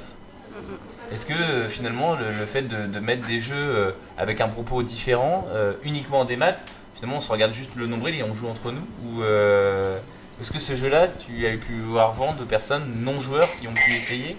Est-ce que tu le conseillerais à des personnes qui sont non joueurs? Justement, plutôt à des Madame Michu. Plutôt à des personnes, plutôt à des non joueurs, parce que finalement il y a des moments où le gameplay peut presque être un peu énervant en fait. C'est-à-dire il y a des moments en fait où on va devoir aller chercher un symbole dans les paysages, mais on va galérer. C'est impossible à vous décrire, il faudrait aller voir des extraits parce que. Mais c'est genre, il faudra avec un jeu de lumière se placer d'une certaine façon, pour voir telle forme dans les paysages. Un peu à la The Witness. Ouais. C'est vraiment dur à décrire, mais l'idée en gros c'est un peu je pense que l'idée était d'illustrer un peu ses idées fixes à elle en fait. Donc dans l'idée c'est intéressant, mais c'est vrai que ça peut vite désespérer les joueurs. Et ça dure combien de temps? Ça dure 8 heures à peu près. Donc une expérience 6 à 8 heures. Oui, ouais. Après voilà, les combats c'est pareil, on peut s'attendre au début à ce qu'il y ait une progression ou une difficulté vraiment très élevée sur la fin, et c'est pas vraiment le cas. Enfin, faut pas y jouer pour le gameplay quoi. Faut y jouer pour l'histoire. Le gameplay est vraiment au service de l'histoire. Et donc il y a un deuxième jeu? Il y a un deuxième jeu, ouais. Tu t'as teasé tout à l'heure. Oups. Oui. Donc oui, c'était Observer justement dont je voulais parler. De Bloober Team, studio Bloober Team. Donc justement, c'est ceux qui ont fait Layers of Fear. Donc là, pour le coup, certains d'entre vous connaissez. Non, moi, pas du tout. Moi non plus. Pas du tout. Ouais, il est super bien. C'est quoi le précédent jeu? Alors, Layers of Fear, en fait, on joue un peintre dément et qui a tué sa famille. Enfin, ça, on l'apprend au cours du jeu. Du coup, j'ai complètement spoilé. Voilà. Alors, cher auditeur, si vous dites tiens, je sais pas quoi jouer, je jouerais bien un jeu qui dure 2 heures, mais que vous raconte la fin, voilà. Vous l'avez. Et donc du coup c'est un jeu qui se veut dont tu progresses dans les niveaux et voilà, t'as des screamers, ce genre de choses. Des screamers. Voilà. Des screamers alors. Des bouts. Voilà. Des effets bouts, c'est-à-dire quelque chose qui va. Tu te balades tranquillement et puis. Saute au visage. Ah non, ça j'aime pas moi. Les trucs qui te font crier, retirer ton casque. Ouais. Moi je hurle. Resident Evil 7 fait ça très bien. Oui, mais je veux pas. Ouais. Et donc leur nouveau jeu? Leur nouveau jeu, donc c'est Observer, qui a aussi été classifié comme un survival horror parce qu'on aime bien faire rentrer les jeux vidéo dans des cases, mais finalement c'en est pas vraiment un à mon sens. Et donc ce jeu, en fait, vous allez jouer un policier qui s'appelle Dan, qui fait partie de l'Elite Observer. Vous allez tout de suite voir que c'est un scénario très dystopique parce qu'en fait, lui, c'est un mangeur de rêves. Il est chargé de gober un peu les souvenirs des gens. Enfin, il peut leur pirater en fait leur mémoire et gober les souvenirs pour analyser leur subconscient et voir si ce sont de potentiels criminels. Donc voilà, ça c'est un peu l'histoire. Et donc il reçoit un appel de son fils qu'il a perdu de vue depuis je sais pas combien d'années, justement parce qu'il fait partie de l'élite. Et du coup, il débarque dans un immeuble lugubre, hyper glauque, et on va devoir enquêter dans cet immeuble. Ça va se passer tout au long, tout le jeu va se passer dans cet immeuble. Et c'est vraiment un jeu très très angoissant. Et il y a plein de moments où on s'attend à avoir des jumpscares, justement, et on n'en a pas. J'ai peur. Pas beaucoup. Mais tu joues toute seule? Oui, mais je faisais pas la maline. Je faisais pas la maline, heureusement que j'avais les chats pas loin. Reste là. Et donc le jeu, justement, ce que j'ai trouvé intéressant, alors deux choses déjà, c'est qu'ils ont le choix de l'acteur, le choix du personnage principal, c'est joué par Roger Hauer. Alors voilà, c'est le mec qui joue Roy Batty dans Blade Runner. Ah oui, d'accord. Voilà. Donc c'est pas n'importe qui, et il a une voix assez particulière, on l'entend tout au long du jeu, donc une jolie voix off qui va super bien avec l'ambiance sombre et glauque du jeu. Et donc tout au long du jeu, il y a des références à Orwell. Donc c'est pour ceux qui sont fans d'univers dystopique, je le conseille vraiment. Et voilà, il y a aussi, c'est un peu pour dénoncer la société, notre rapport à la réalité virtuelle. À un moment, il y a même une référence au casque Sony, si on est un petit peu, un petit peu attention. Et un peu nerd. Et puis un peu nerd aussi. Et voilà, ça parle de transhumanisme, de VR, donc je le conseille très très fortement. Okay. Et je le considère comme un jeu vidéo culturel. Et oui, et bah alors du coup moi j'ai une question parce que ces deux jeux, tu as apporté une même précision et je l'ai noté dans mon coin, deux jeux où il y a des acteurs physiques qui ont prêté leur voix. Oui. Est-ce que du coup le fait qu'on se rapproche de l'acting, du cinéma, du théâtre, etc., est-ce que ça fait rentrer un peu plus du coup ces jeux-là, je pense par exemple un jeu comme Heavy Rain ou plutôt Beyond Two Souls, qui ont complètement été marketés parce qu'il y avait des acteurs dedans, qui a été vendu comme un film interactif, et c'est parce qu'il y avait des acteurs que c'est devenu, que les médias en ont parlé. C'est-à-dire que Ellen Page n'étant pas là, ou William Dafoe, il aurait eu le succès des précédents jeux quantiques qui n'étaient pas aussi importants que Beyond Two Souls. Apparemment, plus dans les critiques, il était un peu moins bon. C'est comme ça, c'est ça qui a été déterminant. C'est marrant que t'en parles parce que moi je l'avais mis dans ma sélection en bonus si j'avais le temps. Hop là. Ouais, moi c'est vraiment un de mes critères pour le coup. Il faut qu'il y ait des humains. Pour moi c'est c'est important. Une notion de réalisme, des humains c'est mieux. C'est comme Kevin Spacey dans Call of Duty, mais je suis pas sûr. L'erreur. D'un point de vue marketing en tout cas. Oui, et alors on a une question, Pépita. J'adore t'appeler Pépita, Dagui. Dame Gugu renommée. C'est là, hop là. Alors j'avais juste une question par rapport à ce que tu as dit, par rapport et aussi à ce que Monsieur Paul a dit sur justement Beyond Two Souls, enfin les jeux Quantic Dream. À quel moment se fait la nuance entre le jeu vidéo et le film interactif ? Très bonne question. C'est bizarre de te répondre sans te regarder. C'est un exercice de style. La radio c'est aussi ça, faut pas quitter le micro, c'est ton meilleur ami. C'est comme Wilson dans Solomon, pareil. C'est une très très bonne question. Je dirais là où il n'y a pas vraiment de gameplay, où c'est vraiment un peu dirigé. Mais ça aussi c'est dur à dire. Les QTE, est-ce qu'on peut considérer ça comme. Alors QTE. Quick Time Event. Merde, c'est tout le monde regarde à chaque fois. QTE. Même en disant Quick Time Event, c'est pas c'est vrai que c'est pas très parlant. En fait, ce sont des scènes comme des cinématiques, mais où tu vas devoir très vite appuyer sur une touche pour accomplir une action. Ah oui, ça y est, je vois. Tu foires tout. Merci. Oui. Voilà. Tu foires la cinématique. Je fais bien l'habillage. On peut aller un peu plus loin. Lifeline, qui est un jeu smartphone qui est uniquement textuel, qui se réfère au premier jeu vidéo qui n'était que du texte, où là l'interaction c'est un choix ou un autre choix. On va encore plus loin que le film interactif, et pourtant ça a été traduit dès le début comme des jeux vidéo. Ouais. Donc je sais pas si aujourd'hui... Il y a eu La Planète des Singes aussi récemment là, qui a été... Alors là pour le coup c'est vraiment un film interactif. Alors il s'est pris un tollé, enfin apparemment c'était une catastrophe. J'en ai même pas entendu parler. Ça ne m'étonne pas. Non, ne l'achetez pas. Mais je crois qu'en fait on regarde le film et on a juste à faire des choix. Il n'y a même pas de notion de gameplay en fait. Ah ouais. Sur le jeu dont tu parles, donc le premier jeu qui a été fait, qui était uniquement en texte, la différence avec les jeux Quantic Dream, c'est que tu vas vraiment avoir une influence selon ce que tu vas choisir. Alors que Quantic Dream, tu vas être orienté, tu vas vivre une histoire qui est entre guillemets déjà écrite. Alors, Ouais, il n'y a pas vraiment de choix au final. Si, il y a des petits si, choix, il y a des quand même petits instants, il y a des fins différentes. Tu peux avoir Ouais, une il y en a fin deux, atroce. 4, il y en a 4. Il y en a et pas 15 000 choix, effectivement, le choix c'est réduit. Après, il y a une volonté aussi Comme de dans se Life is rapprocher. Strange. Comme dans Oui, Life is voilà. Strange. Alors, Oui, sauf que Et Life is Life is Strange. Strange, il y a 2 fins quoi. Oui, mais. Ouais, et c'est là, un peu, alors. mais il y a des Tu scènes veux les dire hallucinantes. aussi pour les spoiler ou pas? Non, non. Tu vois que tout le monde est au taquet, on ne te laisse plus beaucoup parler dès que tu dis un nom de jeu. Oui, d'accord, alors. Non, Life is Strange, c'est un peu différent parce que maintenant j'ai l'impression que les jeux à choix adoptent une autre technique. C'est-à-dire qu'avant, on faisait des choix tout au long du jeu et on envoyait les conséquences à la fin avec des fins différentes. Aujourd'hui, on a Inspiré plutôt tendance. des livres dont je vous laisse le Exactement, héros. exactement. Alors qu'aujourd'hui, on a plutôt tendance à avoir très peu de fins différentes, voire une seule. Par contre, on a accès à des scènes bonus selon les choix qu'on Ou fait. des embranchements, Dans Life is ou Strange, de c'est vivre ça. une histoire Ouais. en tout cas un petit peu différente. Les jeux de son- Telltale font ça bien Ouais. aussi. Voilà, alors les Oui. jeux Telltale on en parle parce que c'est important, parce que c'est eux qui ont énormément popularisé le thème à partir de The Walking Dead, parce que tu parlais de la planète des singes, il ne faudrait pas oublier Retour vers le futur, Jurassic Park et autres jeux beaucoup moins intéressants à jouer du même studio. The Wolf Among Us, il Ah, est il est très très bon bon. celui-là. Ah oui, voilà. Malheureusement, ils n'arrivent plus à refaire. Bah non, mais parce que c'est Il plus- s'essouffle un peu. il Quoi, s'essouffle sur- et puis c'est pas aussi bankable que Ouais. parce que on l'a pas abordé et je garderai la question pour plus tard, mais il faudra qu'on parle un moment de l'argent.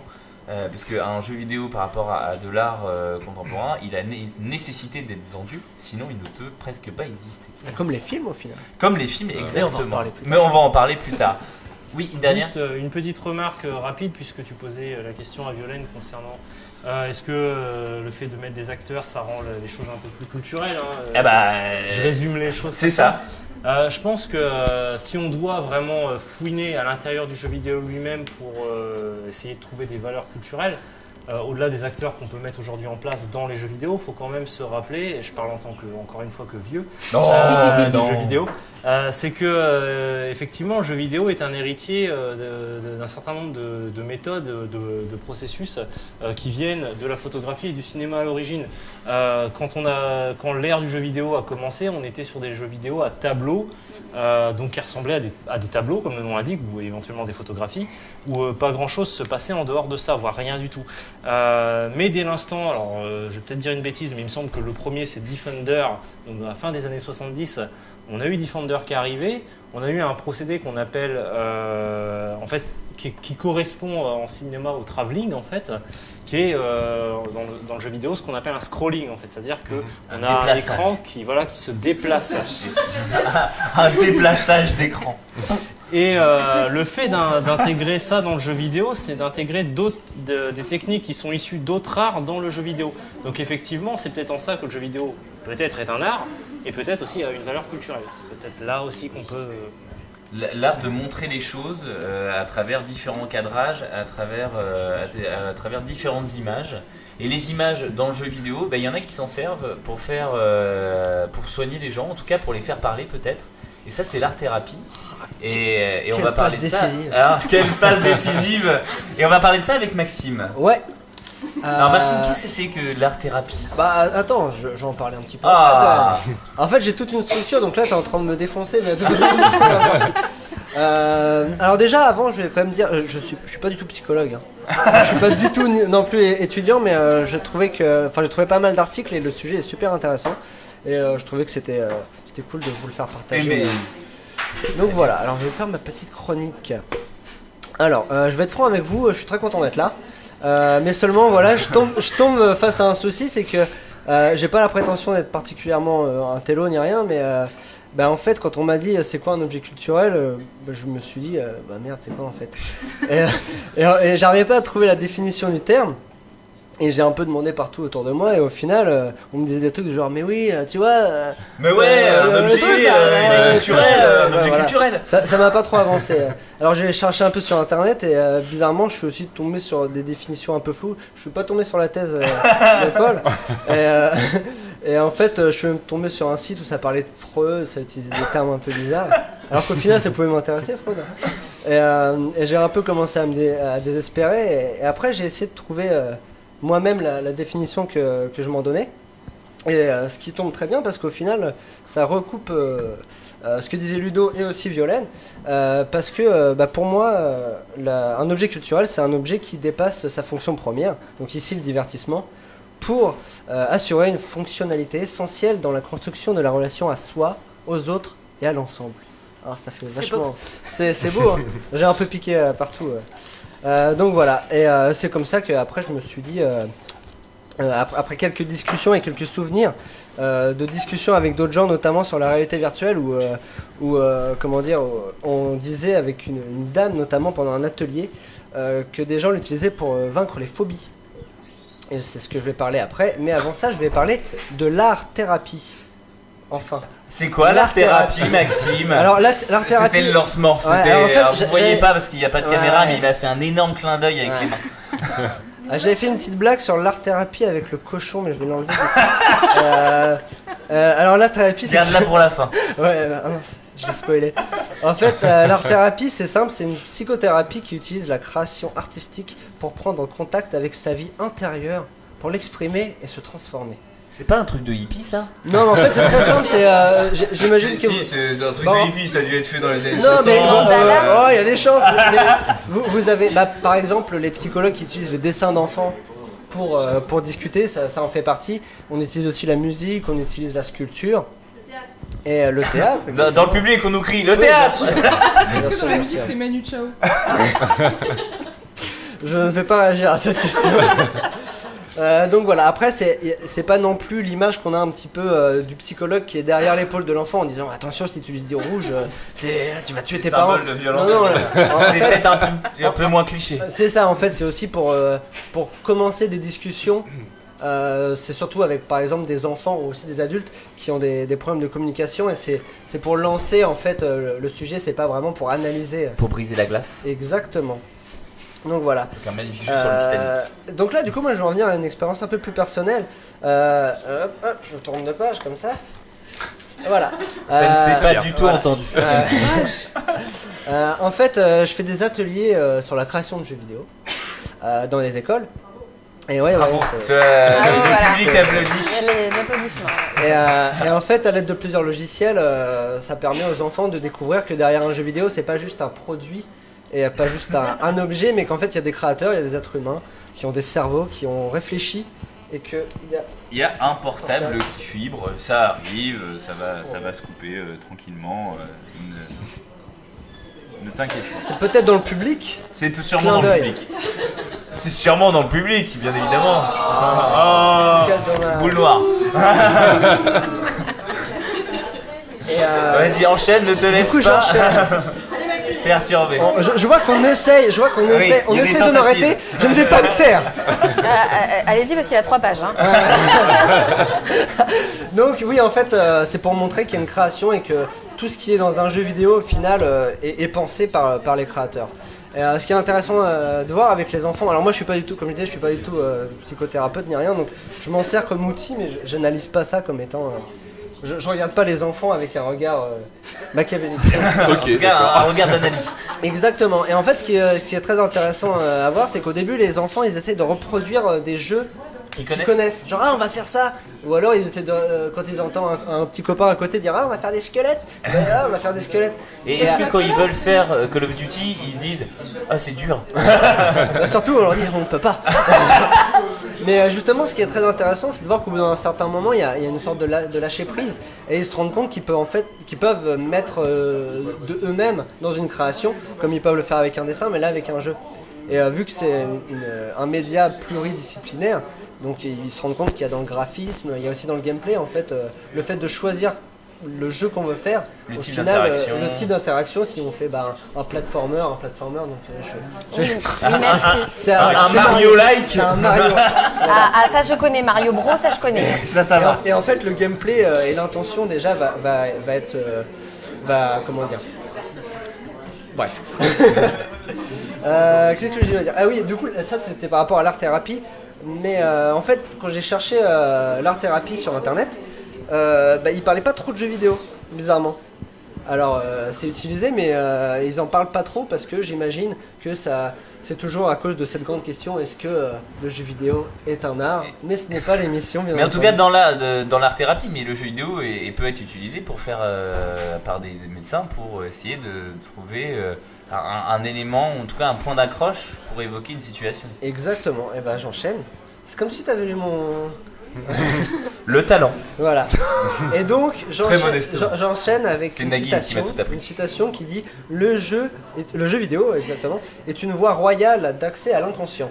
Donc c'est pas moi qui le dis, c'est Yann Leroux qui est psychologue à Périgueux. Et en fait, il utilise la console. Il y a des énormes dreadlocks. Et en fait, lui, il utilise la console. Fini comme prof. C'est vrai Ouais, et passionnant. Et je savais pas. Il fait Voilà. des études très intéressantes sur les personnages dans GTA. La psychologie des personnages dans GTA. J'ai déjà fait une ouais. conférence avec lui aussi. Je ne savais pas. J'ai discuté sur Facebook. Est-ce que quelqu'un a Et une ben autre moi, je anecdote parle de lui, je l'ai jamais vu. Moi, je sais pas qui c'est. Hein. Et donc, en fait, il utilise les consoles comme certains utilisent les dessins ou la musique. Et c'est là qu'on se rend compte aussi que les psychologues ou les psychanalystes, ils n'utilisent pas les grands jeux comme on dit tout à l'heure, les grands jeux AAA, ce qu'on appelle. C'est les gros jeux, les blockbusters du jeu vidéo comme Call of Duty. C'est plutôt des jeux qui se veulent poétiques et qu'en fait, une sorte de consensus des joueurs. Et lui, par exemple, il utilise le jeu Ico, qui est sorti en 2001. Donc, pour ceux qui connaissent pas, c'est le... Oui, c'est- il va falloir définir parce que ICO c'est pas un succès de vente à c'est pas la un succès FIFA. de vente. Mais alors, c'est un jeu qui a été créé par Fumito Ueda, qui est aussi celui qui a créé Shadow of the Colossus, et plus dernièrement, The Last Guardian. The Last Guardian. Et en fait, alors Ico, c'est une sorte de conte où on est un petit garçon qui doit protéger à tout prix une petite fille. Un dans peu une forteresse. fantomatique. C'est très fantomatique et il n'y a pas vraiment de contexte. C'est poétique, voilà. Non, pas du Non, tout. Non, c'est très intéressant. Et lui, justement, il utilise ça avec des enfants. Et en fait, par contre, ce qui précise bien, c'est que le jeu vidéo à lui seul, ça ne guérit pas, en fait. Il faut que c'est un outil, mais après, il faut de toute façon être spécialiste. Et puis amorcer le dialogue, etc. Et puis avoir des vrais entretiens de psychologues. Mais c'est pas, on va pas mettre une manette dans les mains et c'est fini, quoi. Alors j'ai une question là-dessus, peut-être que tu pourras y répondre d'autres. Moi j'ai pu lire effectivement cet article-là où l'utilisation d'Ico était faite principalement sur le fait que ce personnage d'Ico doit tenir par la main et ne doit jamais abandonner cette petite fille. On cherche les portables, hein, pour les auditeurs qui nous écoutent et qui entendent Il y aura une récompense. voilà. Il y aura une warp zone pour ceux qui arriveront à trouver le téléphone portable. Effectivement, il doit toujours garder à la main cette petite fille et même en tant que joueur, espérant n'ayant pas trop de névrose, on sent assez vite ce côté abandon une fois qu'elle est plus là. Parce qu'on a peur de l'abandonner. Ouais, et justement dans l'article il explique aussi qu'il y a certains enfants qui en ont marre qui expliquent ils se disent j'en ai marre de pourquoi je suis obligé de faire ça, elle me colle et puis en plus elle est chiante quoi. mais c'est intéressant parce qu'en fait vu que c'est l'unique mission du jeu. Oui, parce qu'elle sert à rien, enfin presque rien. Ça part en spoiler, attention. Non. Donc voilà. Oui, c'est vrai, t'as raison. Du coup j'enchaîne avec un autre psychologue qui s'appelle Bruno Berthier. Lui, il a un blog. J'ai eu en prof, lui. C'est Berthier. Et lui, il a un blog que je vous conseille. Alors, je l'ai noté. C'est quand tout petit. C'est thérapie-et-jeuxvideo.fr. Tout est dans le titre. Je pense que les parents doivent le détester, ce mec. Je dirais non, mais non, je Du veux coup, pas. Moi. T'imagines ton gamin est en train de jouer. Bah non, maman, c'est pour ma thérapie. C'est génial. Non, mais alors justement, c'est pareil, il n'utilise pas des jeux classiques. Et lui, il utilise notamment le jeu sport. Donc, je sais pas si vous avez déjà joué au jeu sport, donc c'est pas sport, Oui. le sport. Genre Wii Le jeu Sport. C'est genre Wii Sport avec les Non, bowling. c'est sport comme un sport d'une fleur. Et ça a été créé par le papa des Sims justement. Et en fait, ce qui est intéressant dans le sport, c'est que en fait, il faut faire évoluer un micro-organisme. Une cellule. Une cellule, et en fait, on passe de l'immensément petit à l'immensément grand. Parce qu'on va conquérir l'espace à travers Exactement. des créature avec un design particulier. Exactement. On Et ne lui... spoil pas. Ouais. Non, mais Ah non, mais là, il n'y a pas de spoil. C'est les tiennes tes créatures. En fait, c'est ce que c'est Thomas là, a fait. exactement, et c'est là où c'est intéressant et que lui il l'utilise parce que le but c'est aussi de l'utiliser en thérapie. C'est que, en fait, il considère qu'il y a 4 grands axes dans le jeu, c'est naître, grandir, évoluer et prendre en compte les autres. Et ce qui est intéressant, c'est qu'on fait beaucoup de choix dans ce jeu, que ce soit des choix graphiques, on peut choisir la couleur, le nombre de pattes, le nombre, on peut avoir, je sais pas, 6 yeux, un truc comme ça. Et en fait, c'est de voir que chaque petit choix dans notre vie, en fait, va avoir des conséquences plus tard. Alors que ça peut être bénéfique, vu que là, il y a un côté darwinien en fait sur l'évolution, ou alors des fois, ça peut être, ça peut desservir. Donc voilà. Alors lui, après, il utilise aussi plein d'autres jeux comme Portal 2 par rapport à la communication. Et du coup, la coopération. Et la coopération. C'est les deux coopération et communication. Et c'est là que ça m'a fait tilter sur un petit souvenir assez récent d'une partie endiablée du jeu Overcooked. Alors je sais pas si les gens connaissent Overcooked. Non, alors je pense qu'il faut définir. Alors Overcooked c'est un jeu de coopération où on doit préparer des plats, sauf qu'on est plusieurs. Et ça s'appelle une cuisine. Ça s'appelle un restaurant. Dans un jeu vidéo. Sauf que si tu voyais les niveaux de Overcooked, et en fait tout est une histoire de se répartir les tâches et tout. Et moi j'ai eu cette expérience avec 3 amis où on est resté peut-être 10 fois sur le même niveau. Et il y a un moment où on s'est dit non mais alors on va arrêter. C'est nul. Et non on s'est dit non mais c'est là où c'est intéressant. On s'est Dans dit, le public ça opine du chef. On s'est dit on va discuter. La on s'est regardé. On fait une pause et on discute. Ça peut finir en plus en gros. Mais c'est ça. Et du coup on s'est regardé, on s'est dit non mais alors là il y a un truc, on s'est dit il y a un truc qui va pas. Alors la on s'est un peu dit les super choses. important sur ce jeu. Mais putain, mais le steak. Mais oui c'est ça. Mais arrête de me tâcher dedans, je suis en train de faire tomber. Ça c'est un petit peu des. C'est comme ça tu cuis tes pâtes, n'importe quoi. Qui c'est qui a pas que le steak? En plus c'est même pas une blague, c'est vraiment des choses qui. Comment ça s'appelle? Overcooked. Overcooked. Donc voilà. Il parle aussi de Minecraft sur la création et sur les possibles. Est-ce qu'il y a de journée par hasard? Pas sur son blog, mais de journée est utilisé parce que ça passe aussi sur la poésie, sur le fait de ne pas avoir de but. Aussi, ouais. Il y a beaucoup de jeux comme ça. Donc voilà. J'en étais où? Et donc, en fait, l'univers virtuel est souvent une passerelle vers notre univers réel. Et on voit aussi l'évolution de cette passerelle, enfin cette passerelle qui évolue avec l'évolution de technologies, notamment avec la VR, donc la réalité virtuelle. Et c'est là où j'enchaîne avec ma dernière partie sur comment gérer ces... Il y a des stages de gérer ses phobies avec la réalité virtuelle. Alors je vous ai trouvé une petite définition de phobie. Alors... Quoi, il y a un téléphone? Non, vas-y, continue. Alors, pour ceux qui ne savent pas, une phobie, qu'est-ce que c'est? J'ai une définition. Ayant vécu une enfance traumatisante et anormale, phobie est naïve et candide. Ah non, merde, ça c'est phobie d'enfance. Ah, ça me fait. D'accord. Je suis content de la blague. Ça a marché. Voilà, je pense qu'on était plusieurs à se dire. Les phobies, c'est ça. Quelle drogue lui a pris? C'est les peurs, les peurs et les angoisses qui deviennent maladives, quoi. Donc voilà, en fait, la VR, elle est vachement utilisée parce qu'elle a beaucoup d'avantages. C'est-à-dire qu'il y a, par exemple, ça coûte moins cher pour certaines phobies. Genre ceux qui ont peur de l'avion, on va pas les faire monter dans un A380. Déjà, ils vont avoir peur, c'est le principe. Et en plus, ils peuvent pas gérer. Et justement, il y a aussi le côté gérer les paramètres.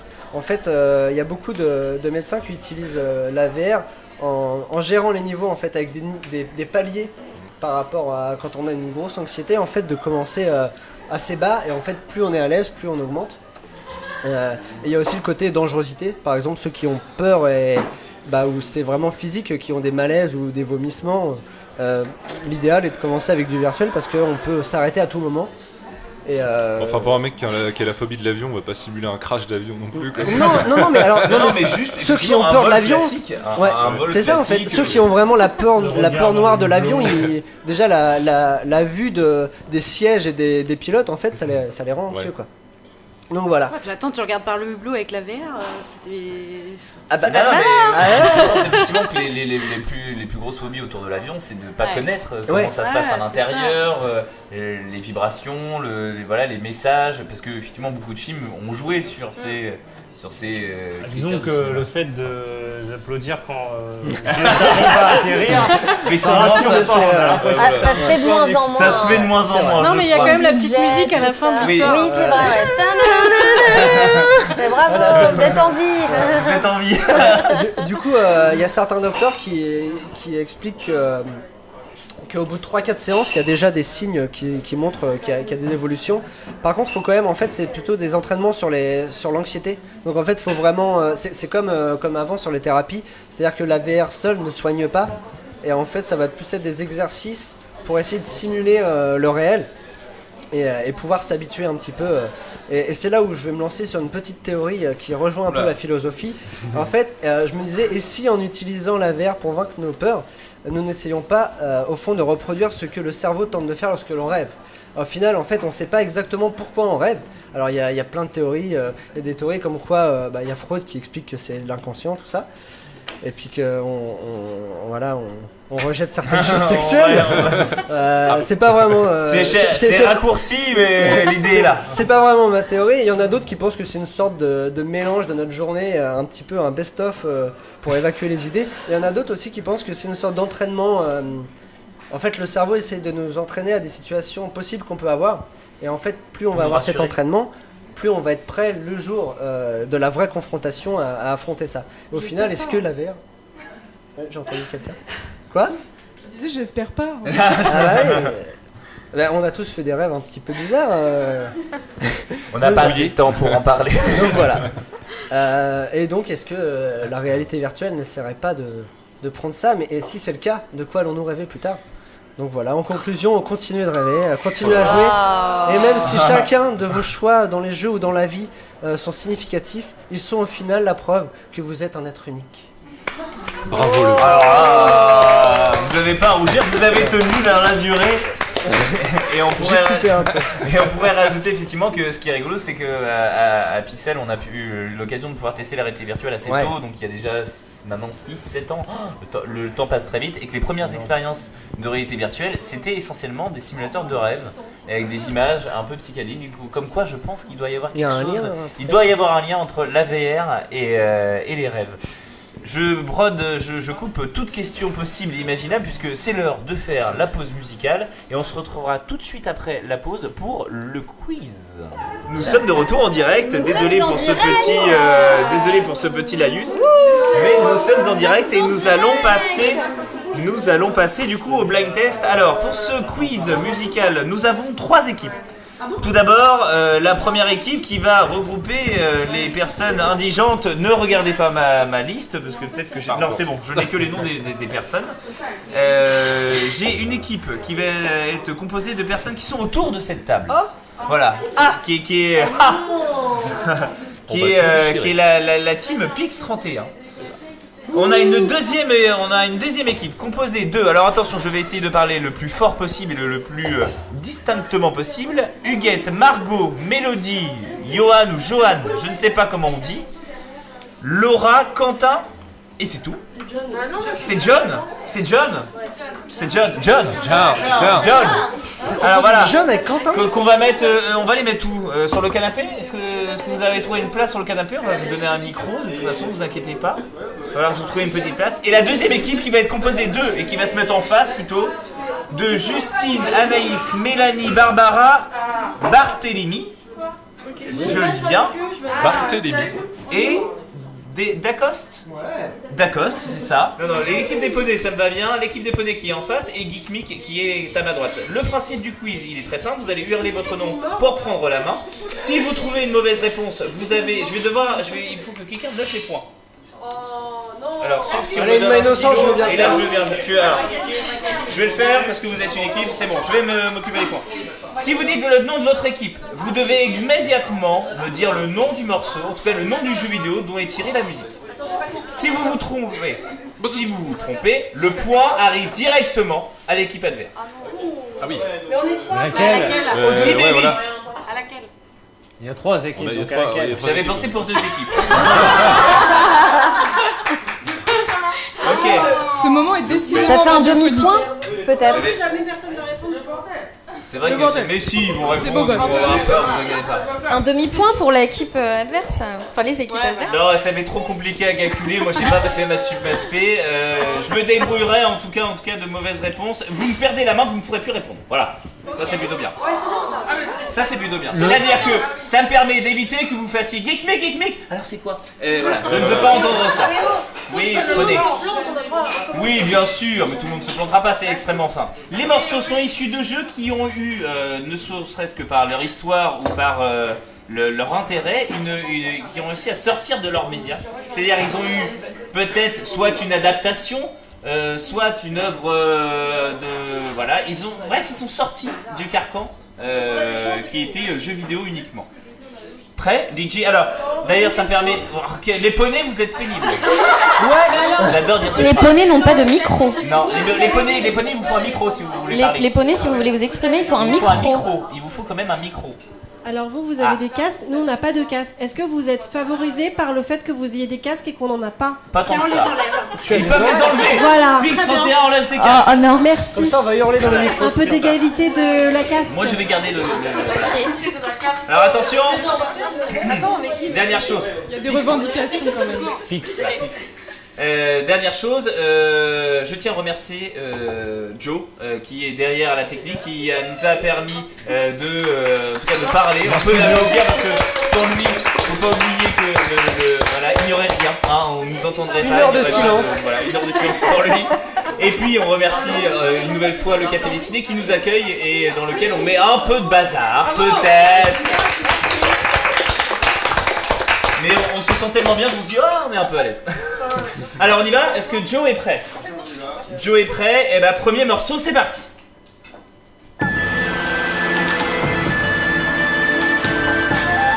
Pix.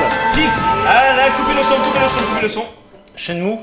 Non, Pix 31 ne peut plus répondre.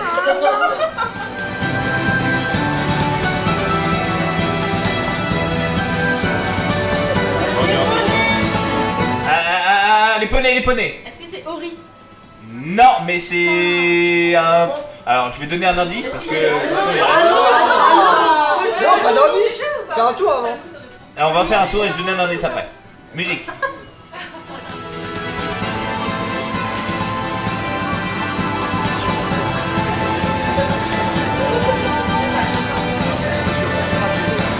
Alors, vous pouvez tenter, hein.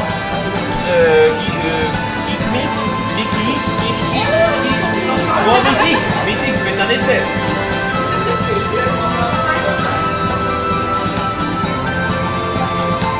Alors, faites un essai, de toute façon, ça va. Je crois que c'est asiatique.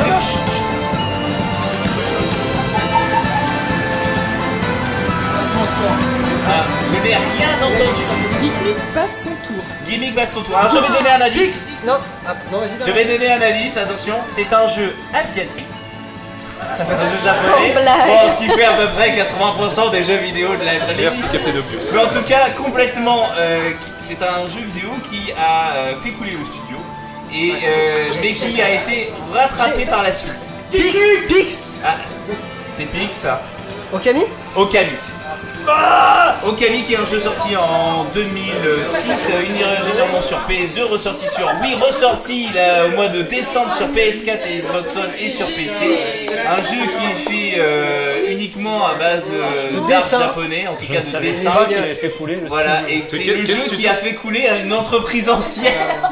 C'est quel studio qui s'est fait? Mais si vous l'avez, vous pouvez être riche dans 10 ans. Le rapport, c'est que Shenmue a fait couler ça. Alors, un point pour Pix. Deuxième morceau. Est-ce qu'on a un cri de guerre? Non, on va passer au deuxième morceau. Deuxième morceau.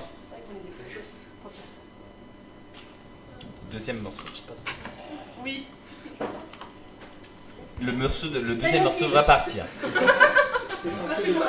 Soyez indulgents. Ça y est. Sound of Silence. Ah oui, c'est parce que ça commence vraiment très doucement. Alors c'est un vieux jeu vidéo. Je vais donner quelques indices parce qu'effectivement c'est un vieux jeu vidéo, mais ce jeu, le nom de ce jeu, on l'a évoqué pendant l'émission. Oula. On n'a pas évoqué le jeu. Ah. Secret of Mana? Non. Ah non, on l'a pas évoqué. Je me trompe, pardon. Excusez-moi. Ah, c'était très proche. Alors c'est un jeu français. C'est un jeu français. Flashback? Ah oh, on n'est pas loin.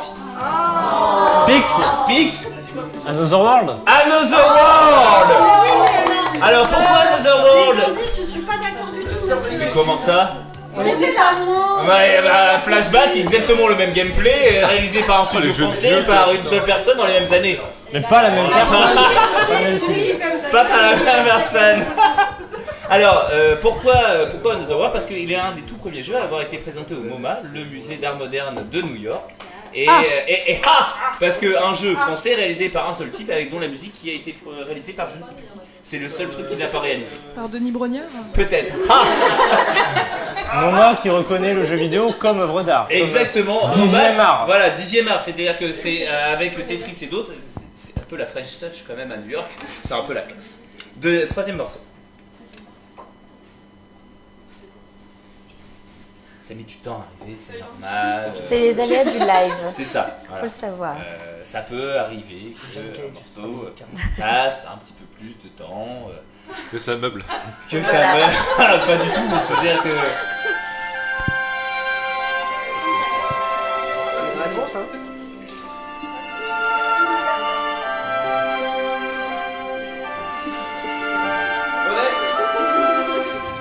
Zelda Skyward Sword.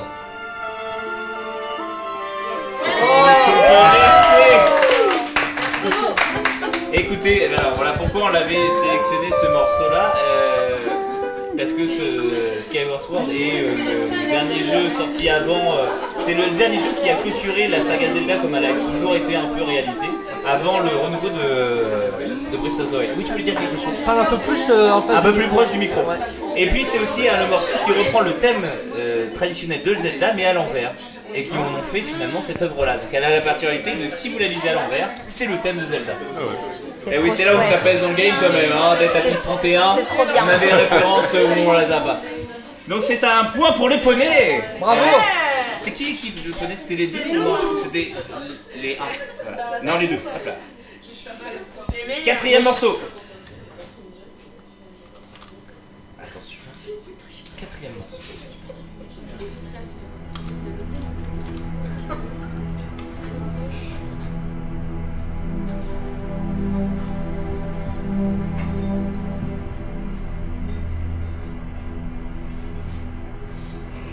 Tout le monde est concentré. C'est clair. Alors, vous remarquerez effectivement que tous ces jeux qui ont un fort potentiel culturel ont une musique un peu chiante. Hein, on va pas se mentir. Il n'y a pas que on ça. Que dalle, surtout. Faut s'imaginer entre. Alors c'est un jeu, donc celui-ci effectivement, il a été cité, le nom en tout cas du jeu a été cité pendant l'émission. Et c'est un jeu sorti sur PC, principalement dans les années 90, qui a été très fondateur, puisque... Doom? Non. J'ai pas dit Pix. C'est un peu comme Jacques a Vous ne dit. pouvez plus parler. Maintenant c'est soit Poney, soit Geek. Geek. Non. Oh putain, si c'est... Non. Poney. Est-ce qu'on va avoir un indice? J'en ai dit pas mal quand même. Alors c'est un jeu sorti sur PC dans les années 90, développé par des Anglais. Je suis. Développé par des Anglais et qui est une adaptation. Et Blade Runner. Putain. Oh non, putain, mais Blade Runner. J'ai entendu la harpe, la petite harpe d'évangéliste. Ils ont répondu une fausse réponse juste avant. Ils ont répondu une fausse réponse juste avant. Mais non, pas du tout. Si, c'est vrai. Non mais si, il a répondu Doom. Je suis très indulgent avec le public. Ça sonnait très vengeance. Voilà, je suis désolé pour Pix, mais Pix ne sera jamais le public toujours. Mais il a dit cité, j'ai pas pensé au jeu. Bravo, effectivement, un point pour l'équipe Geek Week, leur premier point, bravo. Faut la regarder. Blade Runner, un point and click, effectivement sorti sur PC dans les années 90, qui reprenait une des meilleures adaptations. Ouais, il est très bon. T'as le nom du studio ou pas? Westwood. D'accord, ok. Voilà. Morceau suivant. Les commandes de Funker. Exactement. Ah, ça va aller vite. Geek Mick. Final Fantasy X. J'ai même pas entendu. Alors, En même temps, ils ont les enceintes juste Geek devant Mick ou eux. pas Geek Mick, bravo, hein, félicitations, deuxième point pour eux.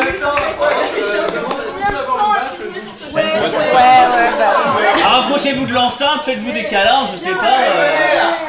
Alors, pourquoi Final Fantasy X Parce que Final Fantasy X a été développé en même temps qu'un autre Final Fantasy qui n'est pas un jeu vidéo, mais un film. Créature de l'esprit. Créature de l'esprit, Final Fantasy, un film qui a failli faire couler complètement également. Non, qui a malheureusement fait couler Square. Et effectivement qui a fusionné avec Phoenix. Et juste en 2 secondes, c'est un film merveilleux. Je ne comprends pas que. On en fera une émission, ne dis pas plus. Il est dans les tuyaux sur 2018. On reparlera de la série, on parlera de ce film. Ça m'attriste de savoir que. Moi aussi. Mais il avait important, surtout dans le quiz, il passait très bien. Il avait sa raison d'être. Parce que le Final Fantasy, lui, a marché. Et il a rattrapé la boulette du film. Bah, comme quoi, c'est le jeu qui a épongé, comme on dit. Voilà. La boulette des gens qui n'ont pas aimé le film. Le film est génial. Alors 2 points pour Geekmic, 1 point pour les poneys, 2 points pour la Team Pix et morceau suivant.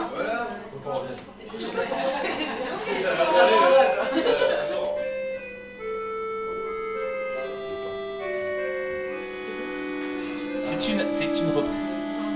Le thème. C'est Tetris. Poney Tetris. Poney Tetris joué à l'accordéon. C'est le seul que j'ai entendu. C'est bon, je peux mourir. Alors, oui, c'est Tetris.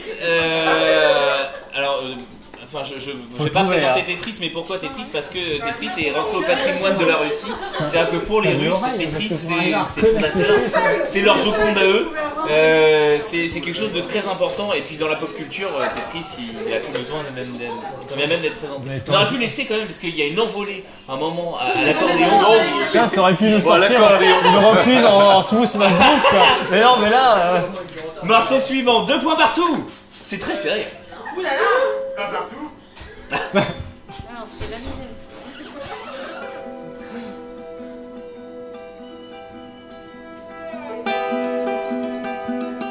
Pix. Red Dead Redemption. Non. Fuck.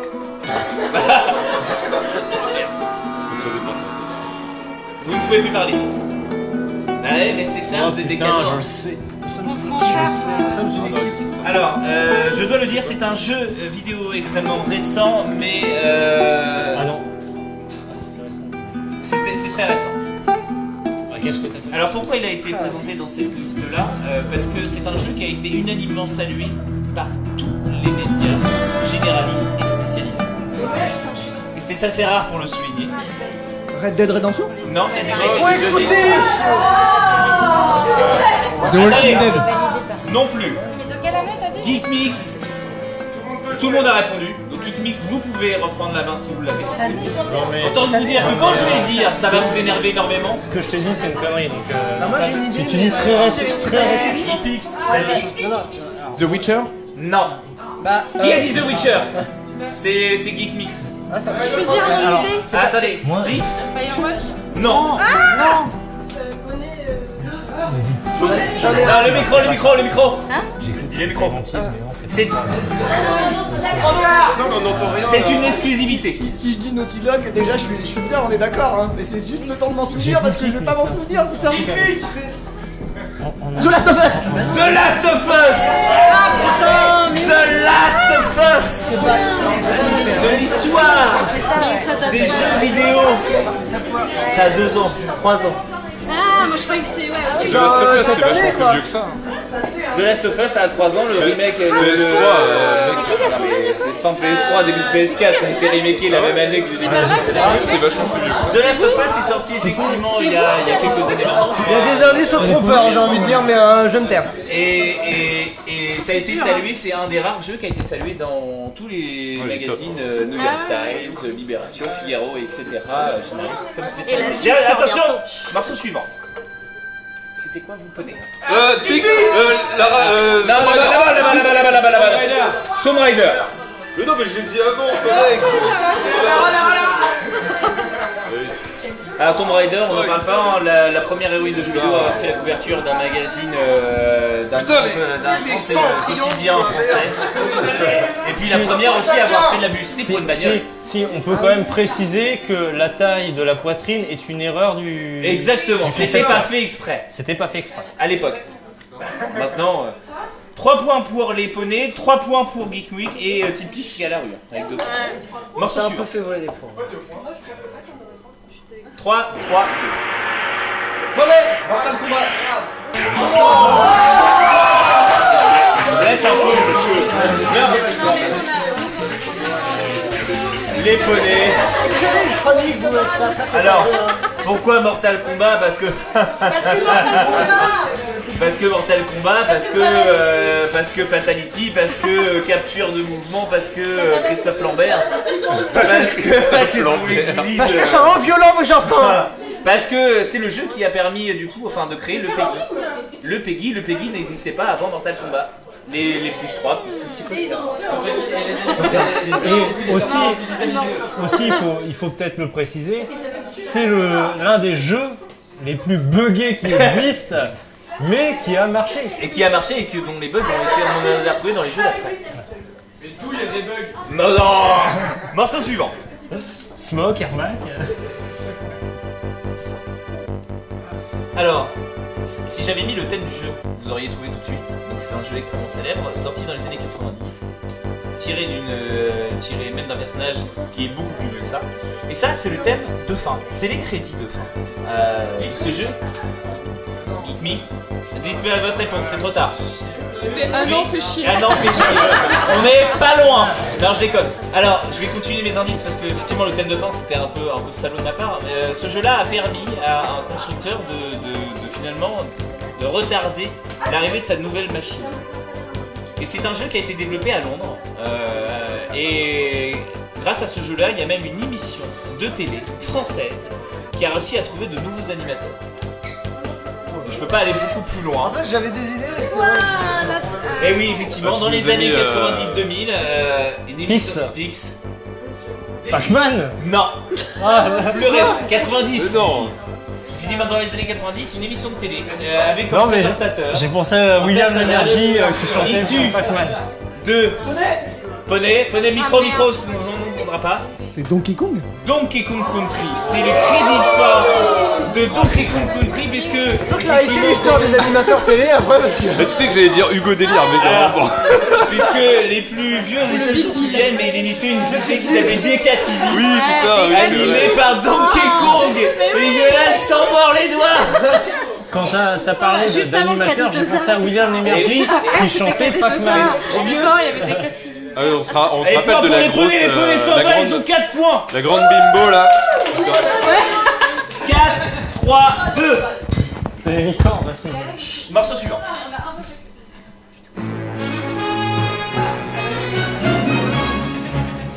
Mic Star Fox. Pix. Pix. Lilat Wars. Non. Ouais, enfin, c'est pas le même. Mario Galaxy. Mais c'est plus. C'est une fusée. C'est un. Alors Mario Galaxy, juste très vite, pourquoi Mario Galaxy? Parce que c'est aussi le premier jeu en symphonique chez Nintendo et qui a été l'occasion de pouvoir créer des grands concerts, dont vers le Philharmonique de Londres. Hop là. Morceau suivant.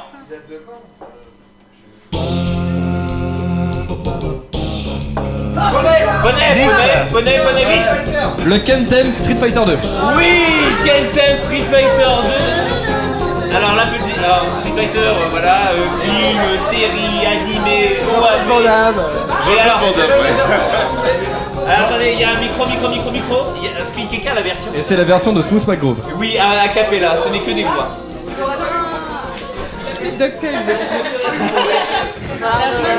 Alors, il va falloir se bouger un peu. Avec un Jean-Claude Van Damme dans le rôle de Guy. Avec un Jean-Claude Van Damme dans le rôle de Guy. Peut-être le meilleur film de... Non, j'arrête. Passons, morceau suivant. Non, mais Jean-Claude Van Damme est le meilleur acteur du film. Ah oui, c'est ça. Oui, la compétition. Pas hyper dur. Morceau suivant. Allez, Geek Mick. J'ai l'impression qu'on me parle. Peut-on parler de Christophe Lambert en face de JCVD? Normalement, tout marchait. C'est le son est très faible. Tu peux augmenter. Alors, c'est un thème très doux puisque c'est un jeu récent également. Alors quand je dis récent, Qu'est-ce que t'appelles récent? Attention. C'est le thème de Minecraft. Geek Mick. Alors c'est très léger. Je pense, sans me tromper, hein, c'est le jeu qui a été racheté avec la plus grosse somme de l'histoire du jeu vidéo. Enfin, le studio a été racheté. Et j'ai pas besoin de détailler plus, c'est Minecraft. Voilà, il y a le monde entier a été refait en Minecraft. Si vous pensez à un truc, il a été fait dans Minecraft. Morceau suivant. Ça rattrape, Geek Me.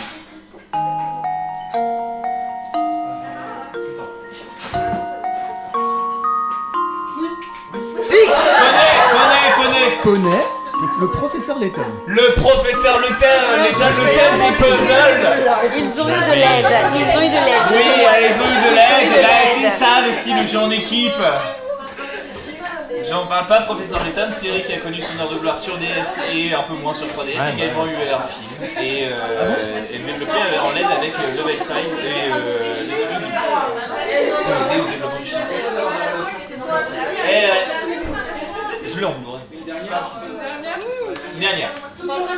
Attention, dernière. Alors c'est avant-dernière. Il y aura une dernière pour le banco. Si, le morceau part.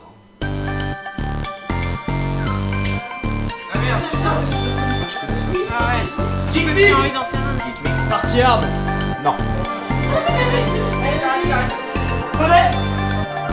Super Meat Boy.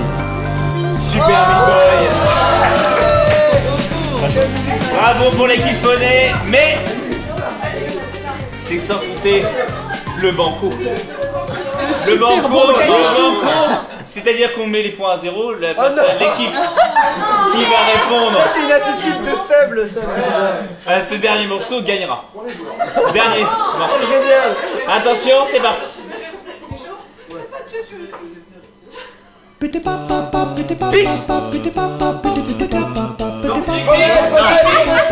Poney. Pokémon Pokémon rouge. Et c'est une déclare des Poney, c'est mérité, bravo.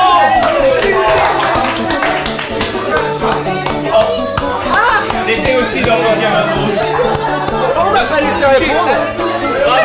Bravo à l'équipe des Poneys, ça semble la vérité, on peut les applaudir. 10 secondes. Je me suis dit, bah non, c'est pas la version unique.